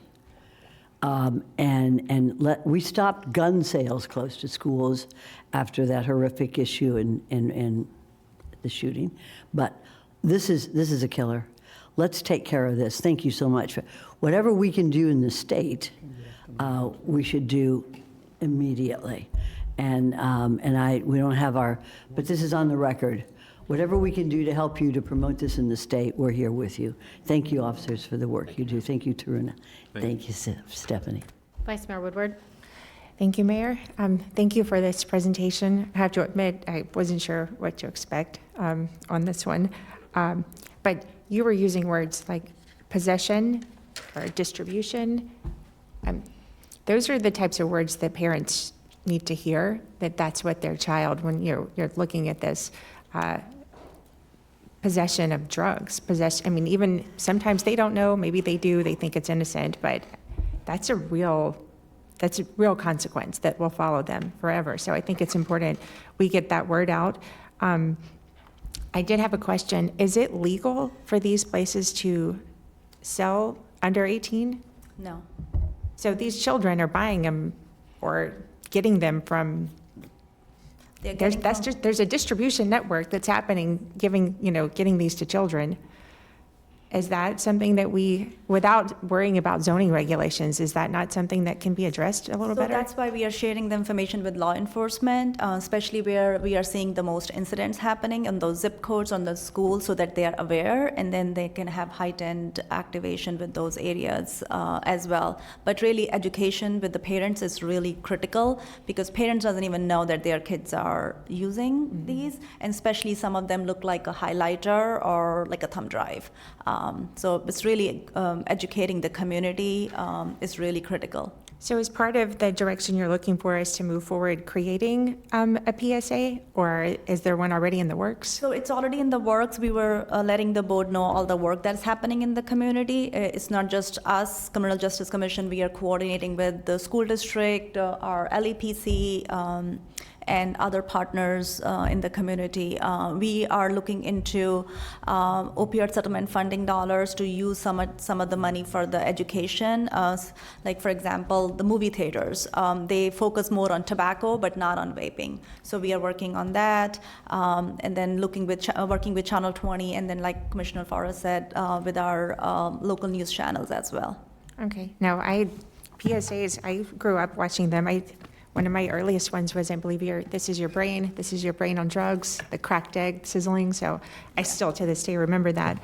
No, very much support doing that. But I did also want to know, is there health risk beyond whether or not there's THC in these? There's a lot of talk about that, but is there other health risk too, even if it's just nicotine for children or adults?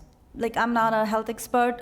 We are working with Department of Health, and they have shared the same concerns that there is a health risk. We may not have enough research at this point, but a lot of kids are using, and then it's really an addiction.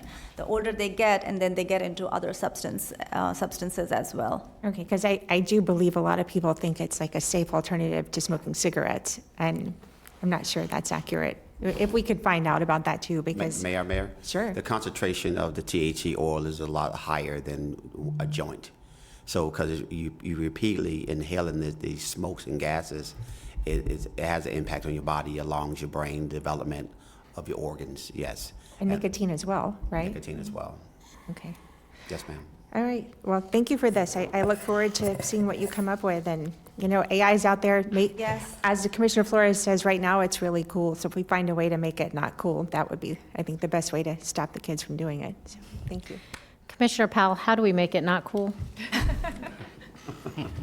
Just tell everybody I don't vape or smoke, and they'll realize how cool that is. Because I'm probably one of the coolest people I've ever met. No,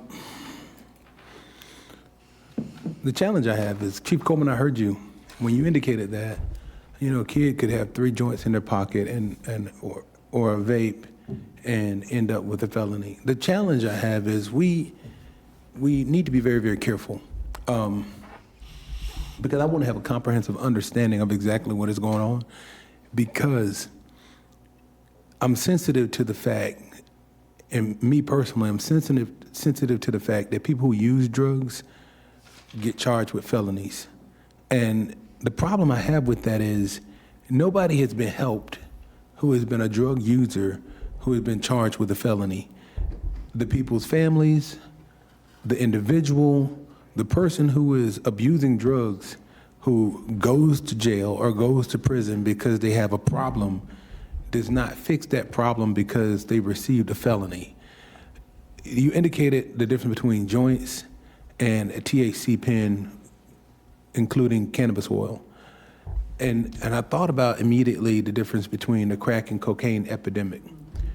The challenge is when we sit here from this 50,000-foot perspective, and I'm not involved in a law enforcement or drug use or drug or viewing of what's happening on a daily basis, but I do realize that if a child at 15 years old is charged with a felony, that's a whole nother lifetime.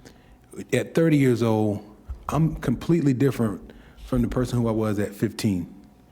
And then at 45, I'm different from the person who, I'm not 45 yet, by the way, almost. But different from the person who I was at 30. So when a person who is not really even an adult yet is charged with a felony for possessing something that they may not be fully aware of the ramifications of as a child, and they are now implicated for the rest of their lives, I have a problem with that. So when we talk about, we need to just do whatever we have to do, I want to really be clear that we need to understand what we're doing and lean on the experts, because I don't want to create a situation where 10 years from now, I know that I sit on this board and I was a part of this commission and I'm no longer on the commission, but I'm seeing the outfall of a number of people who were now 20, 25 years old that cannot get jobs, cannot go to college, cannot receive financial aid because we made a decision that if you're 15, you should be charged with a felony for possession of a vape pen. And I've seen these vape pens all over the place. I don't understand them, but I've seen kids and people and adults with vape pens. So I really don't have a comprehensive understanding of exactly how it works. I don't vape. I don't even know how people do the asthma pump, right? But the challenge is understanding that and making sure that we are not creating a situation where we're preventing potentially contributing adults in the future from having a life. Because if you're 15, most 15-year-olds, some of them haven't had their first child yet. But by the time they have a first child, if they have a felony for possession of a vape pen that has cannabis oil in it, that felony is not only impacting them, it's impacting that child. It's impacting that family life. It's very difficult, especially in today's age. We talked about the homeless issues here. Regular people, many of us, couldn't afford to live and pay rent in this community right now. So we really need to be aware of what we're doing. And I'm not in favor of anything that would unintentionally, without having a comprehensive look, cause a 15-year-old to end up with a felony. So irregardless of what the rest of the board thinks, count me out of giving 15-year-olds additional felonies. Thank you. Could I ask for clarification? This board doesn't actually have the authority to make anything a felony. As I understand, we're trying to educate people on what now is a felony. Correct. And then we do have youth diversion programs. That's where we work very closely with school board when they are finding these kids. They are working with them. They are providing them with the support. There's a guidance counselor. They are the therapist, bringing the families, giving families the tools so that the families know how to address these issues with the kids. So it's a multi-pronged approach. That's really a state attorney who decides. But school board is not just sending those kids. They are really working with the partners to make sure that we are diverting them. Mr. Nadler? It's more of getting the education, and for us to have the tools that we need to prevent them getting a hold of the substance. What is our responsibility, Madam Attorney, outside of October 2027 when the legislation of the state comes to an end? What is our responsibility at that time? At that time, we At that time, we can work with our zoning division to come up with, to amend our land use development code. Hillsborough County has already done that so that we can limit the distance between vaping stores and the schools. Currently, Hillsborough County limits, you cannot have a vaping store within 500 feet of a store. Currently, under Florida law, there is no restriction on how far a vaping store can be from a school. So that's the goal. Whenever we can do that, so that I think the CJC's goal is to limit it to 1,000 feet. Correct. From the school. For clarification, though, that October 2027 is as long as we don't have another state of emergency between now and then. Right, that is And that would correct. extend it by another year at least? Right, that is Okay. correct. However, Hillsborough County they also have an ordinance where they prohibit the sale of vapes or vaping devices to folks under 21. And they do provide, if it's like a second misdemeanor, I believe, if the retailer does not comply. And also, it's a violation of their ordinance also if someone under the age of 18 possesses a vaping device. However, it is not a non-criminal violation. They would get maybe a citation or be diverted to something within the school. Commissioner Powell? Thank you. Chief Coleman, what, in terms of us as a board and you all as the CGC and you as law enforcement, what can we do to help mitigate any impacts with regard to outside of the realm of education? Do we have an opportunity to mitigate what you had indicated with regard to 15-year-olds potentially in possession of a vape pen with THC oil in it? Yes, sir. Yes, sir, Commissioner Powell. I would like to see more diversion program for a 15-year-old kid. I don't know we have how many diversion programs we have in the county for the young men who get arrested with a vape pen. I do know we have a juvenile first offender program in the county. I don't know how active that is across the board. The juvenile first offender program, the first time you get arrested, you go to a diversion program. I would like to see those more of those programs around to address those kids, because let's face it, if you have a great lawyer, you probably can get out of it. If you have someone living below the poverty lines, most likely going to get a felony, and they're going to continue to commit crimes throughout their life because they don't have a great lawyer to get out of it. So a lot of the diversion program will be able to assist the individual who live below those certain state poverty guidelines and get them on the right track. Commissioner Mr. Nadler?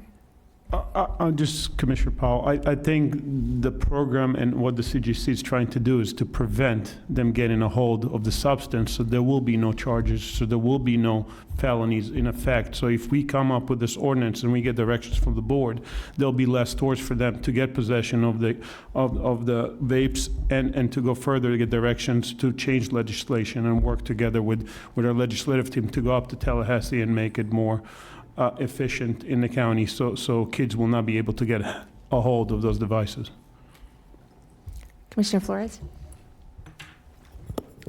So I guess I would like to give direction without objection to pursue everything you just mentioned regarding the ordinances that all the other counties are doing. I think we should include them. They should not be able to sell to under 21. I don't know about enforcement-wise. How do we enforce? But you know what? I would throw it all in. So I'm super in favor of this. Second. Chief? Yeah, I do have one comment about the schools. I don't work in the schools, but unless you want to talk about some vape detectors or. Sure, I'll comment on that. Right now, we have a program in some of our schools where we have vape detectors inside the schools that are picking up when kids go inside of, the restroom or different locations on the campus and start the vape. So that's one thing that we're doing within the school district. And to piggyback on Commissioner Powell's comments as it relates to, and Chief Coleman, with alternative programs. We have the Palm Beach County Youth Court, and we have a juvenile first offender program. Within that program, yes, when a kid, makes a mistake, they have an opportunity to correct that mistake within youth court.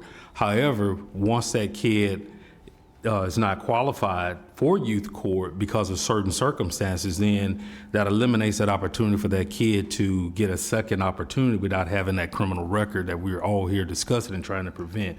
So from the enforcement side of it, there's more things that we can probably do along with what Chief Coleman is referring to as far as expanding the program. But the key to it is trying to prevent it from getting to a point to where law enforcement have to be involved in these type of programs. So that's where we're all here today. Okay, Commissioner Sachs? Thank you very much. I definitely concur with Commissioner Flores. This is why we're here today. Let's get the ordinance started. Second thing, when it comes to prosecution, that's my area. I've been in it a long, long time. Prosecution and criminal defense. We started the drug court.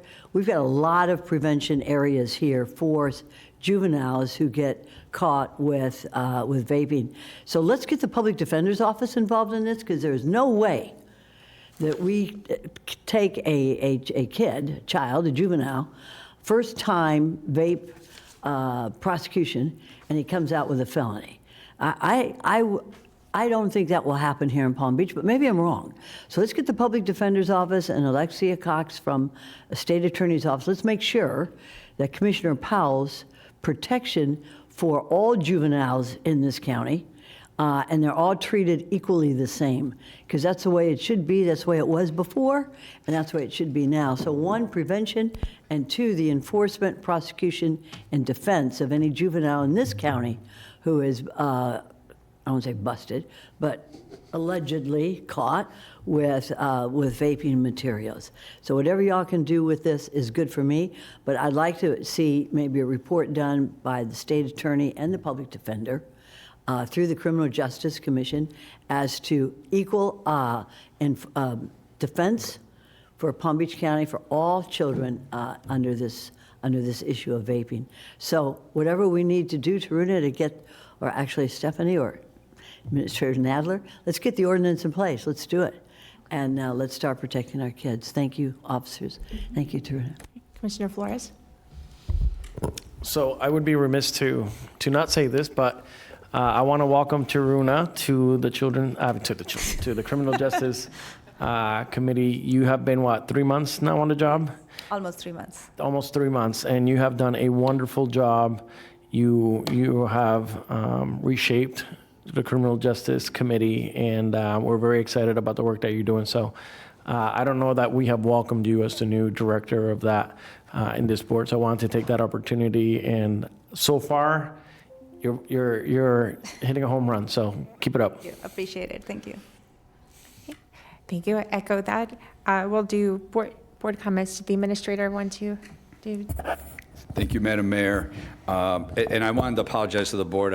I know I didn't speak clearly earlier as I generally do. I was getting a little concerned because I was getting reports up here that the CFO was making some false and misleading comments about us here at the BCC. So I want to thank you, board. I did go to his press conference in the middle of it to hear and address it. I did address the public and the media. The CFO claimed that the number has gone up. The board waste, fraud, and abuse last year budget is $443 million, and is calling upon us to cut $443 million from the budget immediately, as well as that the board has wasted, with waste, fraud, and abuse, nearly $1.3 billion over the last 6 years. He made a claim that we do not use ad valorem dollars for capital projects, which is false. He talked about the general fund, not understanding that law enforcement is in our overall budget. So I went and gave a retort. He was in the audience for a brief amount of time before he left, but I explained to the public and to the press how our budget truly works, how this $443 million number, essentially, he's asking us to cut out of a $609 million part of the budget that is the board's departments. So it was a little, he called it eye-popping. His comments were eye-popping, and I just felt to come down here and do that again without anybody explaining to the public the way that our budget works. The press asked him about not responding to the public record requests, our detailed public record requests, and he has not to this date, so they asked about that. That's a violation of law. They are many months old. We explained it several different ways. So I just wanted to update you on that, and I'm here for any questions if you have any. Commissioner Flores? Administrator, thank you for bringing that to our concern. Is there any way that we can invite the CFO to have an open dialogue here with us? I think he would be, I think I speak for the board, we would all welcome him to have this discussion in an open forum with us. Yes. Thank you, Commissioner. That's how I opened up my comments. With my first retort was that all we have been asking is for the CFO to come sit down. I invited him to learn how our budget truly works at the county. He was I believe, in the room when I was inviting him, and he walked out. Commissioner Powell? Thank you, Madam Mayor. Maybe this is a question for the attorney. I don't know at what point, when a public official such as the CFO starts to make accusations that run parallel with libel and lying, do we take legal action? And is that an option with regard to someone who's not qualified to be making these statements in public, because we continue to get judged in the court of public opinion by a CFO who I served with in the legislature, in the Senate, and in the House for a little bit. But, without having the proper information and the data and using incorrect numbers to publicly, and I would say attack, disparage, and try to hurt the county, at what point do we seriously take a look at legal action, and is that an option, Mr. Attorney or Mr. Administrator? I don't think that's an option. He's a public figure, given his opinion. There's not a basis to hold him liable for that.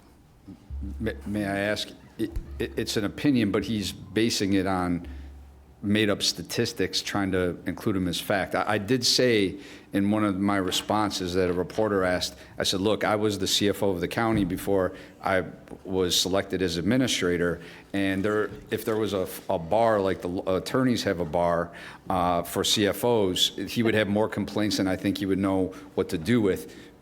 Under any accounting practices or standards, the things that he's doing, the way that he's throwing out these numbers, they wouldn't pass muster by any degree. But since he's stating them as facts as a CFO, there isn't a way we can... He said fact. We can look at it? I think if you want to, like you mentioned, have a public discussion with him, that's fine, but it's his interpretation of the numbers. Whether or not he's done his due diligence is another matter, but as far as a libel lawsuit, that's not going to go anywhere. At least not based on what we're saying. He's saying publicly based on our numbers. Commissioner Sachs? Thank you. I want the record to note and the public to note that at 11:06 a.m., each one of us received an email from Alessandro Marquesani that I'm going to read it. Good morning, Commissioners. Please be advised that Chief Financial Officer Blaise Ngolia will be holding a press conference on government accountability in Boca Raton today, starting at 11 a.m. We started this meeting at 9:30. He's discussing budget issues that concern us. We are not able to attend that meeting. Government transparency is very important. We sit here as we are accountable to the taxpayers' money. I concur with my colleague, Commissioner Flores. Let's invite, and this should come probably from the mayor, let's invite Mr. Angolia to attend our meeting, and we would be more than happy to explain to him how the money is spent, and for him to explain to us the source of his statistics that he's using to base his allegations on.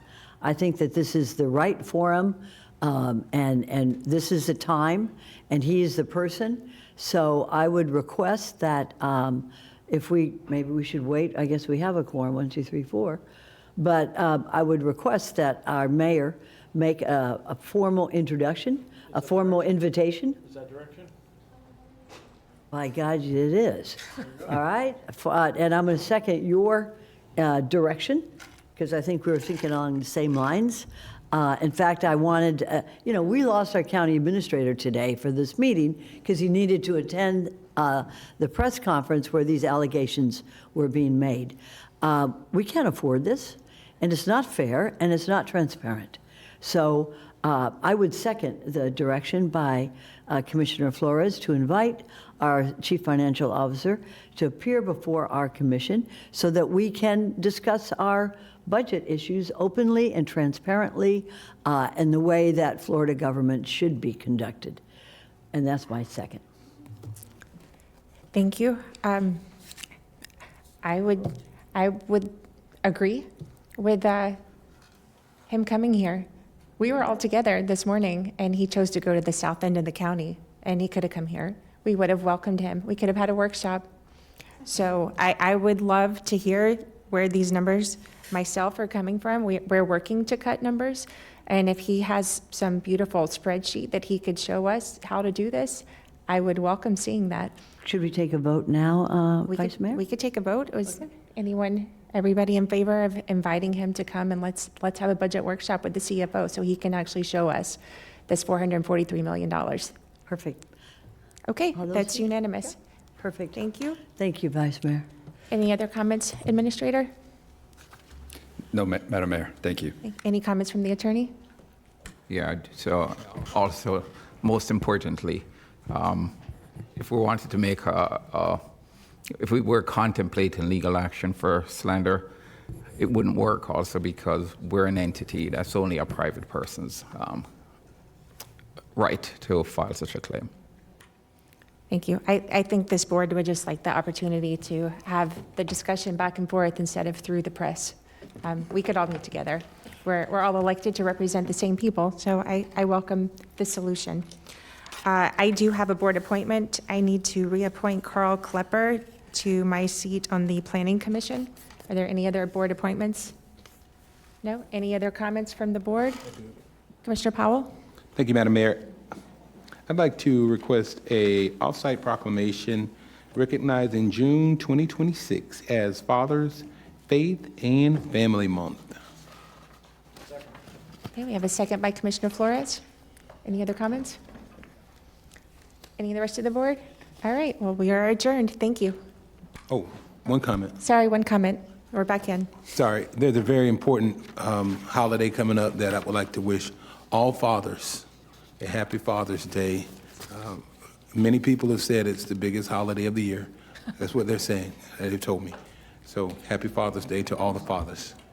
Thank you for that reminder. Yes, happy Father's Day to all the fathers. Now we are adjourned.